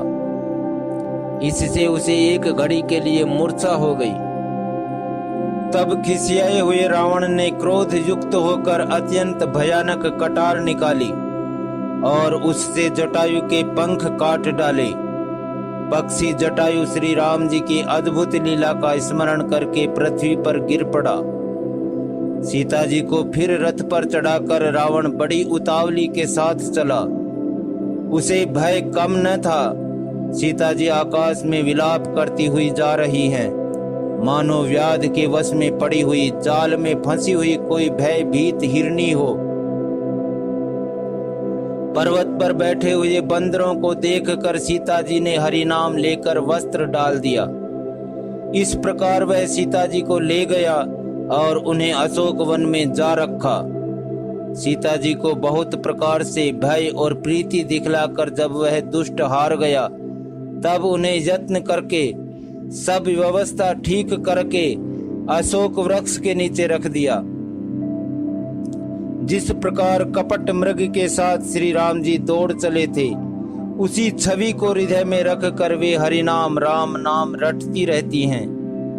इधर श्री रघुनाथ जी ने छोटे भाई लक्ष्मण जी को आते देखकर बाह्य रूप में बहुत चिंता की और कहा, हे भाई, तुमने जानकी को अकेली छोड़ दिया और मेरी आज्ञा का उल्लंघन कर यहाँ चले आए। राक्षसों के झुंड वन में फिरते रहते हैं। मेरे मन में ऐसा आता है कि सीता आश्रम में नहीं है। छोटे भाई लक्ष्मण जी ने श्री राम जी के चरण कमलों को पकड़कर हाथ जोड़कर कहा, हे नाथ, मेरा कुछ भी दोष नहीं है। लक्ष्मण जी सहित प्रभु श्री राम जी वहां गए जहां गोदावरी के तट पर उनका आश्रम था। आश्रम को जानकी जी से रहित देखकर श्री राम जी साधारण मनुष्य की भांति व्याकुल और दीन दुखी हो गए। वे विलाप करने लगे, हा गुणों की खान जानकी, हा रूप शील व्रत और नियमों में पवित्र सीते। लक्ष्मण जी ने बहुत प्रकार से समझाया। तब श्री राम जी लताओं और वृक्षों की पंक्तियों से पूछते हुए चले, हे पक्षियों, हे पशुओं, हे भंवरों की पंक्तियों, तुमने कहीं मृगनयनी सीता को देखा है? खंजन, तोता, कबूतर, हिरन, मछली, भंवरों का समूह है, प्रवीण कोयल, कुंदकली, अनार, बिजली, कमल, शरद का चंद्रमा और नागनी, वरुण का पास, कामदेव का धनुष, हंस, गज और सिंह, ये सब आज अपनी प्रशंसा सुन रहे हैं। बेल, स्वर्ण और केला हर्षित हो रहे हैं। इनके मन में जरा भी शंका और संकोच नहीं है। हे जानकी, सुनो, तुम्हारे बिना ये सब आज ऐसे हर्षित हो रहे हैं मानो राज पा गए हों। अर्थात तुम्हारे अंगों के सामने ये सब तुच्छ, अपमानित और लज्जित हैं। आज तुम्हें न देख कर ये अपनी शोभा के अभिमान में फूल रहे हैं। तुमसे यह अनख स्पर्धा कैसे सही जाती है? हे प्रिय, तुम शीघ्र ही प्रकट क्यों नहीं होती? इस प्रकार अनंत ब्रह्मांडों के अथवा महिमा मयी स्वरूपा शक्ति श्री सीता जी के स्वामी श्री राम जी सीता जी को खोजते हुए इस प्रकार विलाप करते हैं, मानो कोई महावीर ही और अत्यंत कामी पुरुष हो।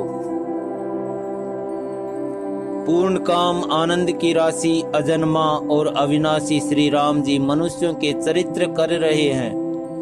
आगे जाने पर उन्होंने रुद्रपति जटायु को पड़ा देखा।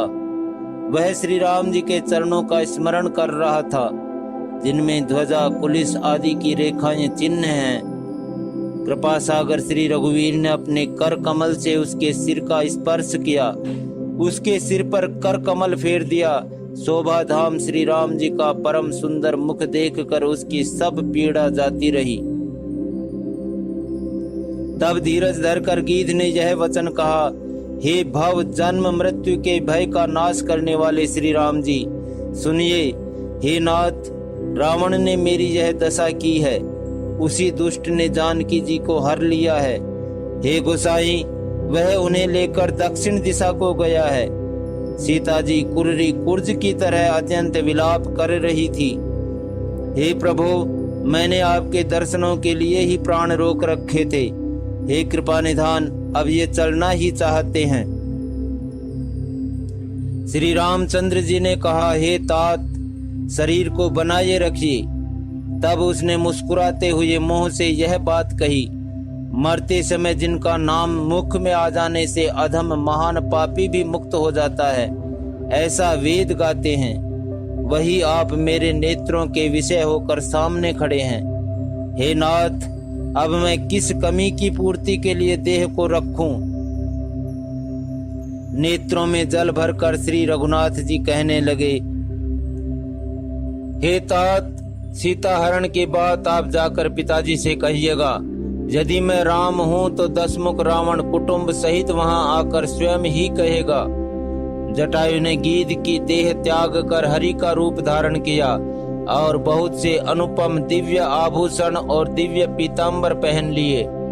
श्याम शरीर है, विशाल 4 भुजाएं हैं और नेत्रों में प्रेम तथा आनंद के आंसुओं का जल भरकर वह स्तुति कर रहा है। हे राम जी, आपकी जय हो।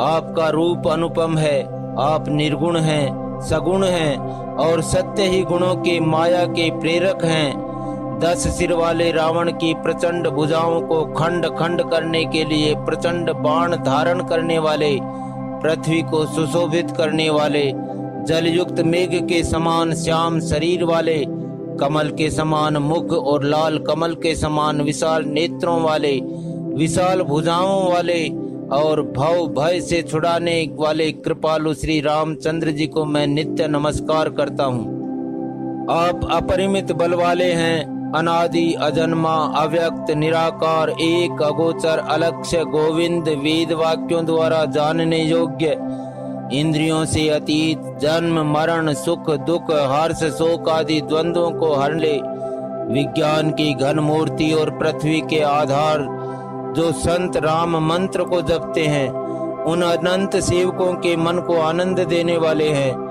उन निष्काम प्रिय निष्काम जनों के प्रेमी अथवा उन्हें प्रिय तथा काम आदि दुष्ट वृत्तियों के दल का दलन करने वाले श्री राम जी को मैं नित्य नमस्कार करता हूँ।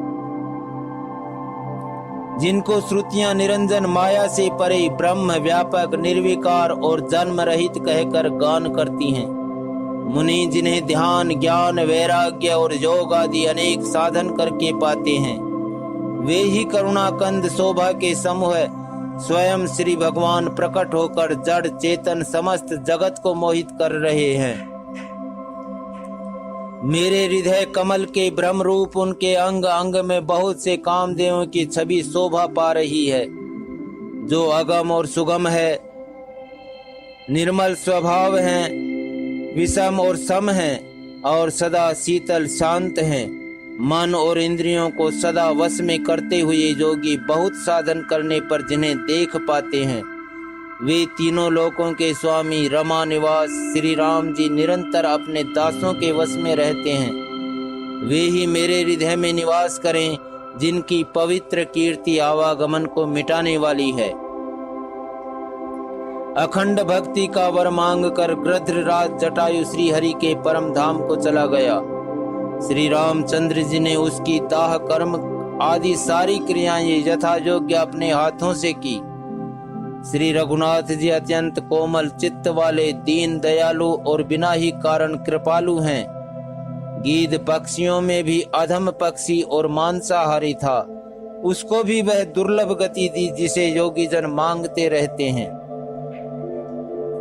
शिव जी कहते हैं, हे पार्वती सुनो, वे लोग अभागे हैं जो भगवान को छोड़कर विषयों से अनुराग करते हैं। फिर दोनों भाई सीता जी को खोजते हुए आगे चले। वह सघन वन लताओं और वृक्षों से भरा है, उसमें बहुत से पक्षी मृग हाथी और सिंह रहते हैं। श्री राम जी ने रास्ते में आते हुए कबंध राक्षस को मार डाला। उसने अपने सांप की सारी बात कही। वह बोला, दुर्वासा जी ने मुझे सांप दिया था, अब प्रभु के चरणों को देखने से वह पाप मिट गया। श्री राम जी ने कहा, हे गंधर्व सुनो, मैं तुम्हें कहता हूँ, ब्राह्मण कुल से द्रोह करने वाला मुझे नहीं सुहाता। मन वचन और कर्म से कपट छोड़कर जो भूदेव ब्राह्मणों की सेवा करता है, मुझ समेत ब्रह्मा शिव आदि सब देवता उसके वश में हो जाते हैं। साप देता हुआ, मारता हुआ और कठोर वचन कहता हुआ भी ब्राह्मण पूजनीय है, ऐसा संत कहते हैं। शील गुण से हीन भी ब्राह्मण पूजनीय है और गुणगणों से युक्त और ज्ञान में निपुण भी शूद्र पूजनीय नहीं है।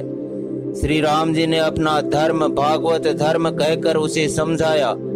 अपने चरणों में प्रेम देखकर वह उनके मन को भाया। तदनंतर श्री रघुनाथ जी के चरण कमलों में सिर नवाकर वह अपनी गंधर्व स्वरूप पाकर आकाश में चला गया। उधर श्री राम जी ने उसे गति देकर सबरी जी के आश्रम में प्रवेश किया। सबरी जी ने श्री रामचंद्र जी को घर में आए देखा। तब मुनि मतंग जी के वचनों को याद करके उनका मन प्रसन्न हो गया। कमल सदृश नेत्र और विशाल भुजा वाले, सिर पर जटाओं का मुकुट और हृदय पर वनमाला धारण किए हुए सुंदर सांवले और गोरे दोनों भाइयों के चरणों में सबरी जी लिपट पड़ी। वे प्रेम में मग्न हो गई। मुख से वचन नहीं निकलता।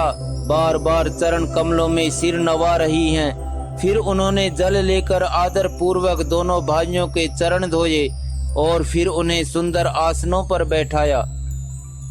उन्होंने अत्यंत रसीले और स्वादिष्ट कंद मूल और फल लाकर श्री रामचंद्र जी को दिए। प्रभु ने बार बार प्रशंसा करके उन्हें प्रेम सहित खाया। फिर वे हाथ जोड़कर आगे खड़ी हो गई।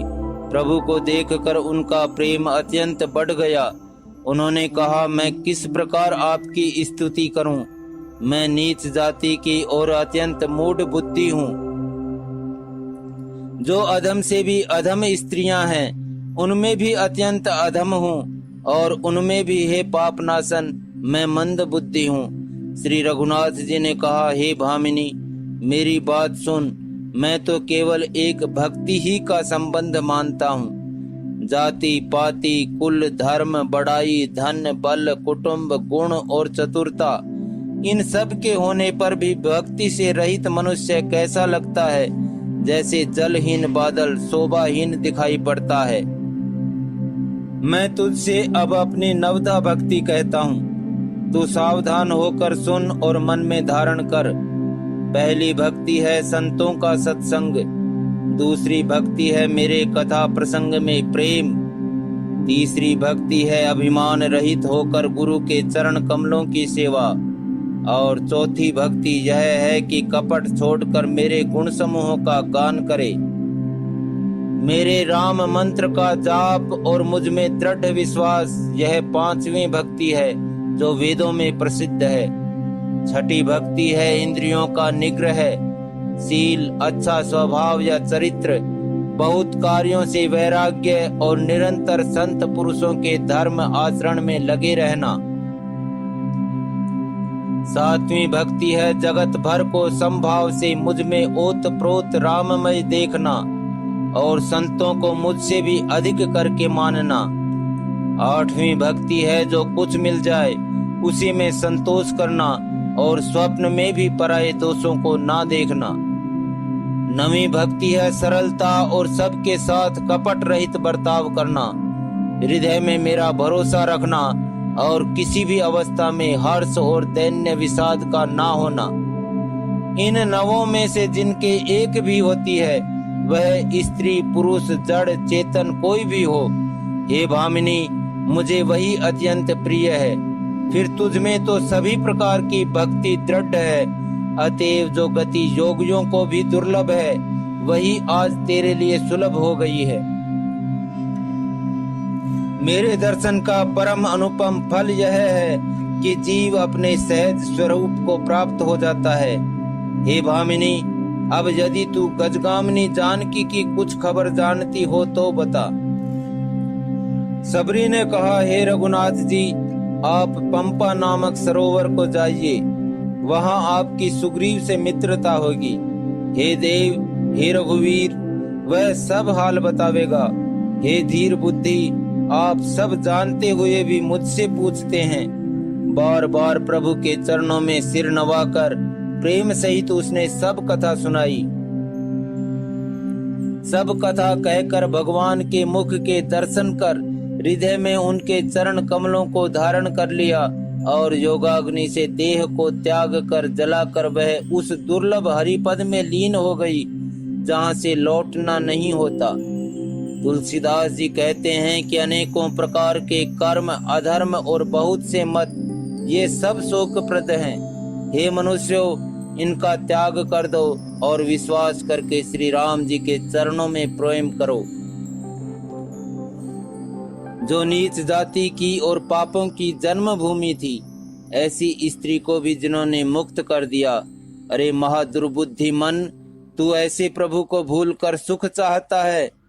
श्री रामचंद्र जी ने उस वन को भी छोड़ दिया और वे आगे चले। दोनों भाई अतुलनीय बलवान और मनुष्यों में सिंह के समान हैं। प्रभु विरही की तरह विषाद करते हुए अनेकों कथाएं और संवाद कहते हैं। हे लक्ष्मण, जरा वन की शोभा तो देखो। इसे देखकर किसका मन क्षुब्ध नहीं होगा। पक्षी और पशुओं के समूह सभी स्त्री सहित हैं, मानो वे मेरी निंदा कर रहे हैं। हमें देखकर जब डर के मारे हिरणों के झुंड भागने लगते हैं, तब हिरनियां उनसे कहती हैं, तुमको भय नहीं है, तुम तो साधारण हिरणों से पैदा हुए हो, अतः तुम आनंद करो, ये तो सोने का हिरण खोजने आए हैं। हाथी हथनियों को साथ लगा लेते हैं। वे मानो मुझे शिक्षा देते हैं कि स्त्री को कभी अकेली नहीं छोड़ना चाहिए। भली भांति चिंतन किए हुए शास्त्र को भी बार बार देखते रहना चाहिए। अच्छी तरह सेवा किए हुए भी राजा को वश में नहीं समझना चाहिए। और स्त्री को चाहे हृदय ही में क्यों न रखा जाए, परंतु युवती, स्त्री, शास्त्र और राजा किसी के वश में नहीं रहते। हे तात, इस सुंदर वसंत को तो देखो। प्रिया के बिना मुझको यह भय उत्पन्न कर रहा है। मुझे विरह से व्याकुल, बलहीन और बिल्कुल अकेला जानकर कामदेव ने वन, भंवरों और पक्षियों को साथ लेकर मुझ पर धावा बोल दिया है।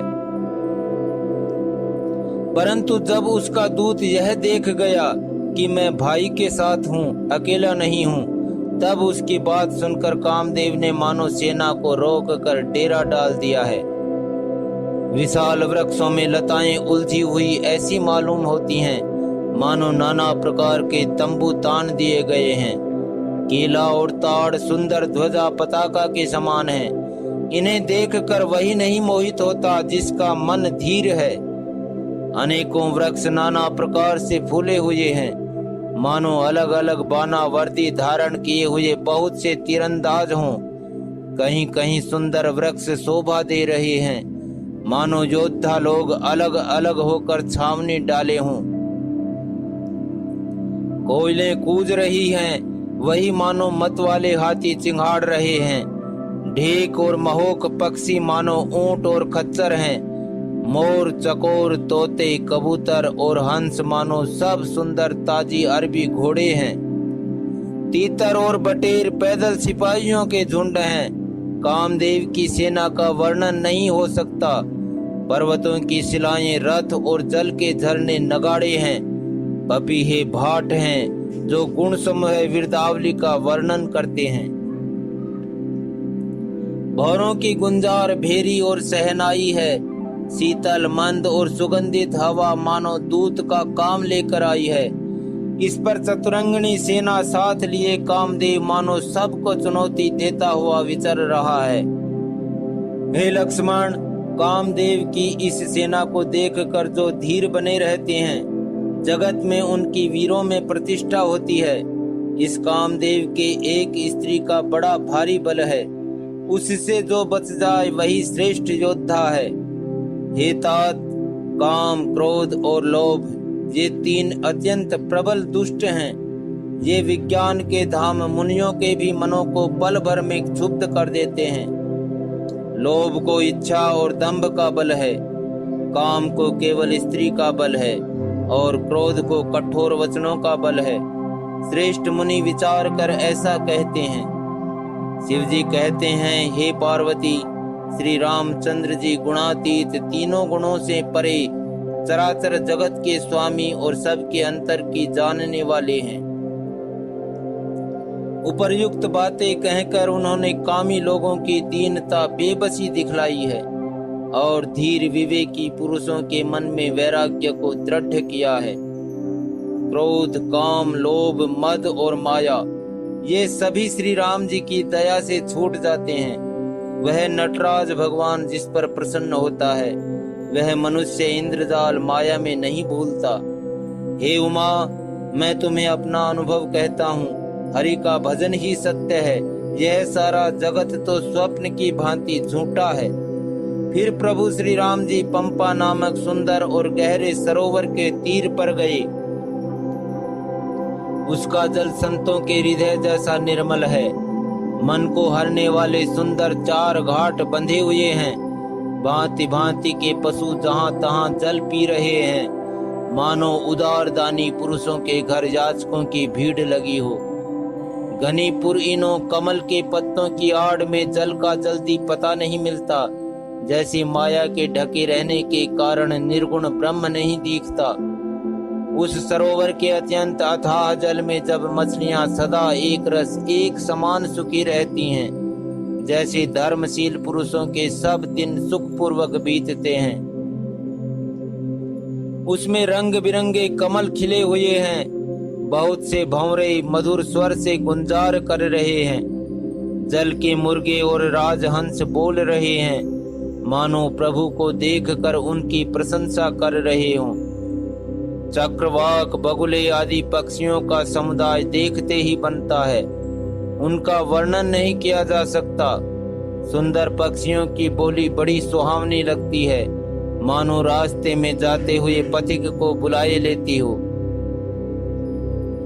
उस झील पंपा सरोवर के समीप मुनियों ने आश्रम बना रखे हैं। उसके चारों ओर वन के सुंदर वृक्ष हैं। चंपा, मौलश्री, कदम्ब, तमाल, पाटल, कटहल, ढाक और आम आदि बहुत प्रकार के वृक्ष नए नए पत्तों और सुगंधित पुष्पों से युक्त हैं, जिन पर भौरों के समूह गुंजार कर रहे हैं। स्वभाव से ही शीतल, मंद, सुगंधित एवं मन को हरने वाली हवा सदा बहती रहती है। कोयलें कुहू कुहू का शब्द कर रही हैं। उनकी रसीली बोली सुनकर मुनियों का भी ध्यान टूट जाता है। फलों के बोझ से झुककर सारे वृक्ष पृथ्वी के पास आ लगे हैं। जैसे परोपकारी पुरुष बड़ी संपत्ति पाकर विनय से झुक जाते हैं। श्री राम जी ने अत्यंत सुंदर तालाब देखकर स्नान किया और परम सुख पाया। एक सुंदर उत्तम वृक्ष की छाया देखकर श्री रघुनाथ जी छोटे भाई लक्ष्मण सहित बैठ गए।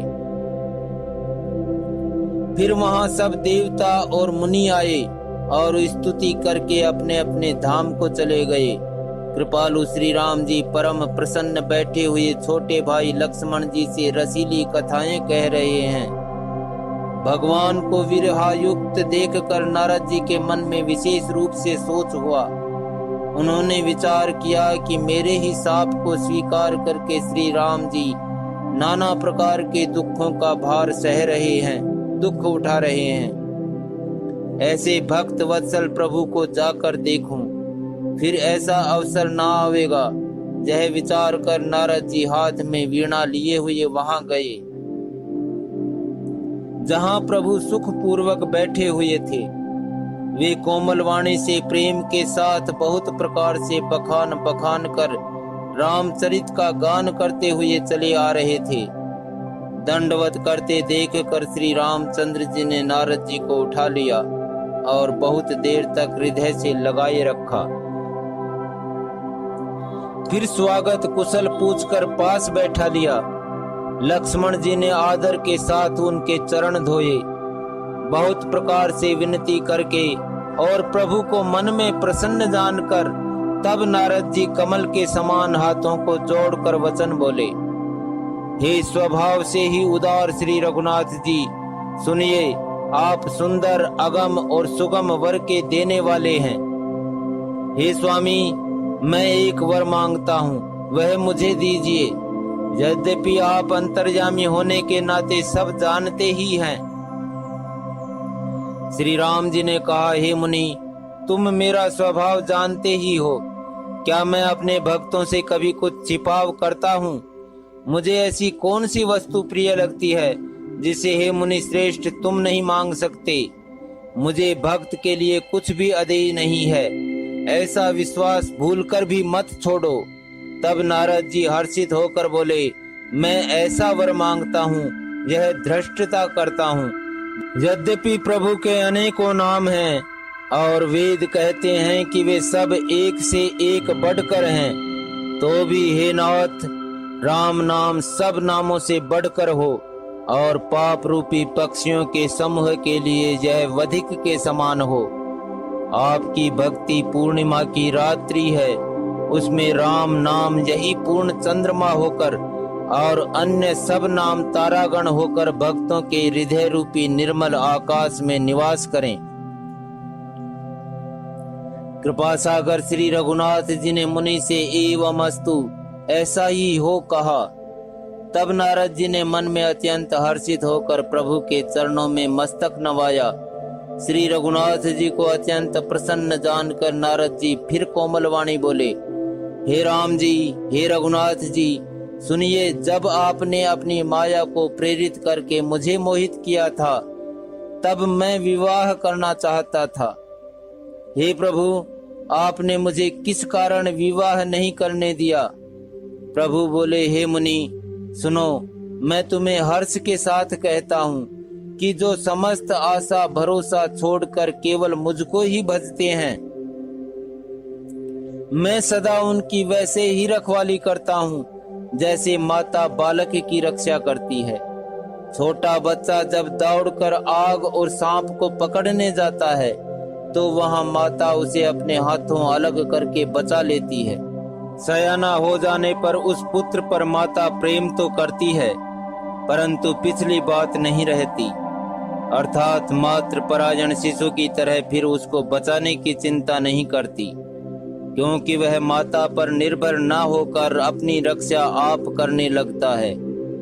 ज्ञानी मेरे प्रौढ़ सयाने पुत्र के समान हैं और तुम्हारे जैसा अपने बल का मान न करने वाला सेवक मेरे शिशु पुत्र के समान है। मेरे सेवक को केवल मेरा ही बल रहता है और उसे ज्ञानी को अपना बल होता है, पर काम क्रोध रूपी शत्रु तो दोनों के लिए हैं। भक्त के शत्रुओं को मारने की जिम्मेवारी मुझ पर रहती है, क्योंकि वह मेरे परायण होकर मेरा ही बल मानता है, परंतु अपने बल को मानने वाले ज्ञानी के शत्रुओं का नाश करने की जिम्मेवारी मुझ पर नहीं है। ऐसा विचार कर पंडित जन बुद्धिमान लोग मुझको ही भजते हैं। वे ज्ञान प्राप्त होने पर भी भक्ति को नहीं छोड़ते। काम, क्रोध, लोभ और मद आदि मोह अज्ञान की प्रबल सेना है। इनमें माया रूपणी माया की साक्षात मूर्ति स्त्री तो अत्यंत दारुण दुख देने वाली है। हे मुनि सुनो, पुराण, वेद और संत कहते हैं कि मोह रूपी वन को विकसित करने के लिए स्त्री वसंत ऋतु के समान है। जप, तप, नियम रूपी संपूर्ण जल के स्थानों को स्त्री ग्रीष्म रूप होकर सर्वथा सोख लेती है। काम, क्रोध, मद और मत्सर, डाह आदि मेंढक हैं। इनको वर्षा ऋतु होकर हर्ष प्रदान करने वाली एकमात्र यही स्त्री है। बुरी वासनाएं कुमुदों के समूह हैं। उनको सदैव सुख देने वाली यह शरद ऋतु है। समस्त धर्म कमलों के झुंड हैं। यह नीच विषयजन्य सुख देने वाले स्त्री हिम ऋतु होकर उन्हें जला डालती है। फिर ममता रूपी जवास का समूह वन स्त्री रूपी शिशिर ऋतु को पाकर हरा भरा हो जाता है। पाप रूपी उल्लुओं के समूह के लिए यह स्त्री सुख देने वाली घोर अंधकारमयी रात्रि है। बुद्धि, बल, शील और सत्य ये सब मछलियां हैं और उनको फंसा कर नष्ट करने के लिए स्त्री बंसी के समान है। चतुर पुरुष ऐसा कहते हैं। युवती स्त्री अवगुणों की मूल, पीड़ा देने वाली और सब दुखों की खान है। इसलिए हे मुनि, मैंने जी में ऐसा जानकर तुमको विवाह करने से रोका था। श्री रघुनाथ जी के सुंदर वचन सुनकर मुनि का शरीर पुलकित हो गया और नेत्र प्रेमाश्रुओं के जल से भर आए। वे मन ही मन कहने लगे, कहो तो किस प्रभु की ऐसी रीति है जिसका सेवक पर इतना ममत्व और प्रेम हो। जो मनुष्य ब्रह्म को त्याग कर ऐसे प्रभु को नहीं भजते, वे ज्ञान के कंगाल, दुर्बुद्धि और अभागे हैं। फिर नारद मुनि आदर सहित बोले, हे विज्ञान विशारद श्री राम जी सुनिए। हे रघुवीर, हे भव भय जन्म मरण के भय का नाश करने वाले मेरे नाथ, अब कृपा कर संतों के लक्षण कहिए। श्री राम जी ने कहा, हे मुनि सुनो, मैं संतों के गुणों को कहता हूँ, जिनके कारण मैं उनके वश में रहता हूँ। वे संत काम, क्रोध, लोभ, मोह, मद और मत्सर, इन 6 विकारों दोषों को जीते हुए पाप रहित, कामना रहित, निश्चल, स्थिर बुद्धि, अकिंचन, सर्वत्यागी, बाहर भीतर के पवित्र सुख के धाम, असीम ज्ञानवान, इच्छा रहित, मिताहारी, सत्यनिष्ठ, कवि, विद्वान, योगी, सावधान, दूसरों को मान देने वाले, अभिमान रहित, धैर्यवान, धर्म के ज्ञान और आचरण में अत्यंत निपुण, गुणों के घर, संसार के दुखों से रहित और संदेहों से सर्वथा छूटे हुए होते हैं। मेरे चरण कमलों को छोड़कर उनको न देह ही प्रिय होती है, न घर ही। कानों से अपने गुण को सुनने में सकुचाते हैं, दूसरों के गुण सुनने से विशेष हर्षित होते हैं। सम और शीतल है, न्याय का कभी त्याग नहीं करते, सरल स्वभाव होते हैं और सभी से प्रेम रखते हैं। वे जप, तप, व्रत, दम, संयम और नियम में रत रहते हैं और गुरु गोविंद तथा ब्राह्मणों के चरणों में प्रेम रखते हैं। उनमें श्रद्धा, क्षमा, मैत्री, दया, मुदिता, प्रसन्नता और मेरे चरणों में निष्कपट प्रेम होता है तथा वैराग्य, विवेक, विनय, विज्ञान, परमात्मा के तत्व का ज्ञान और वेद पुराण का यथार्थ ज्ञान रहता है। वे दंभ, अभिमान और मद कभी नहीं करते और भूल कर भी कुमार्ग पर पैर नहीं रखते।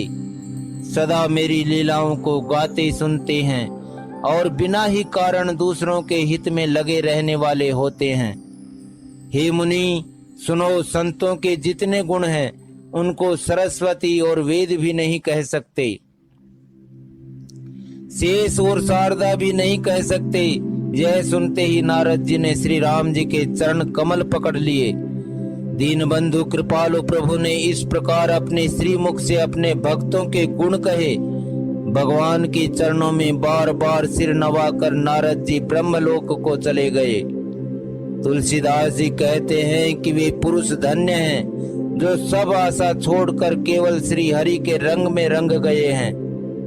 जो लोग रावण के शत्रु श्री राम जी का पवित्र यश गावेंगे और सुनेंगे, वे वैराग्य, जप और योग के बिना ही श्री राम जी की दृढ़ भक्ति पावेंगे। युवती स्त्रियों का शरीर दीपक की लौ के समान है। हे मन, तू उसका पतिंगा ना बन। काम और मद को छोड़कर श्री रामचंद्र जी का भजन कर और सदा सत्संग कर। मास पारायण 22वां विश्राम। इति श्रीमद् रामचरितमानसे सकल कलि कलुष विध्वंस नये तृतीय सोपान समाप्त है। कलयुग के संपूर्ण पापों को विध्वंस करने वाले श्री रामचरितमानस का यह तीसरा सोपान समाप्त हुआ। अरण्य कांड समाप्त। सियावर रामचंद्र जी की जय। उमापति महादेव जी की जय। आदौ राम तपो अनादिगम नाम आत्वा मृगम कांचनम वैदेही हरणम जटायुमर्णम सुग्रीव संभाषणम बाल निग्रहणम समुद्र तरणम लंकापुरी दाहनम पश्चाद रावण कुंभकर्ण हननम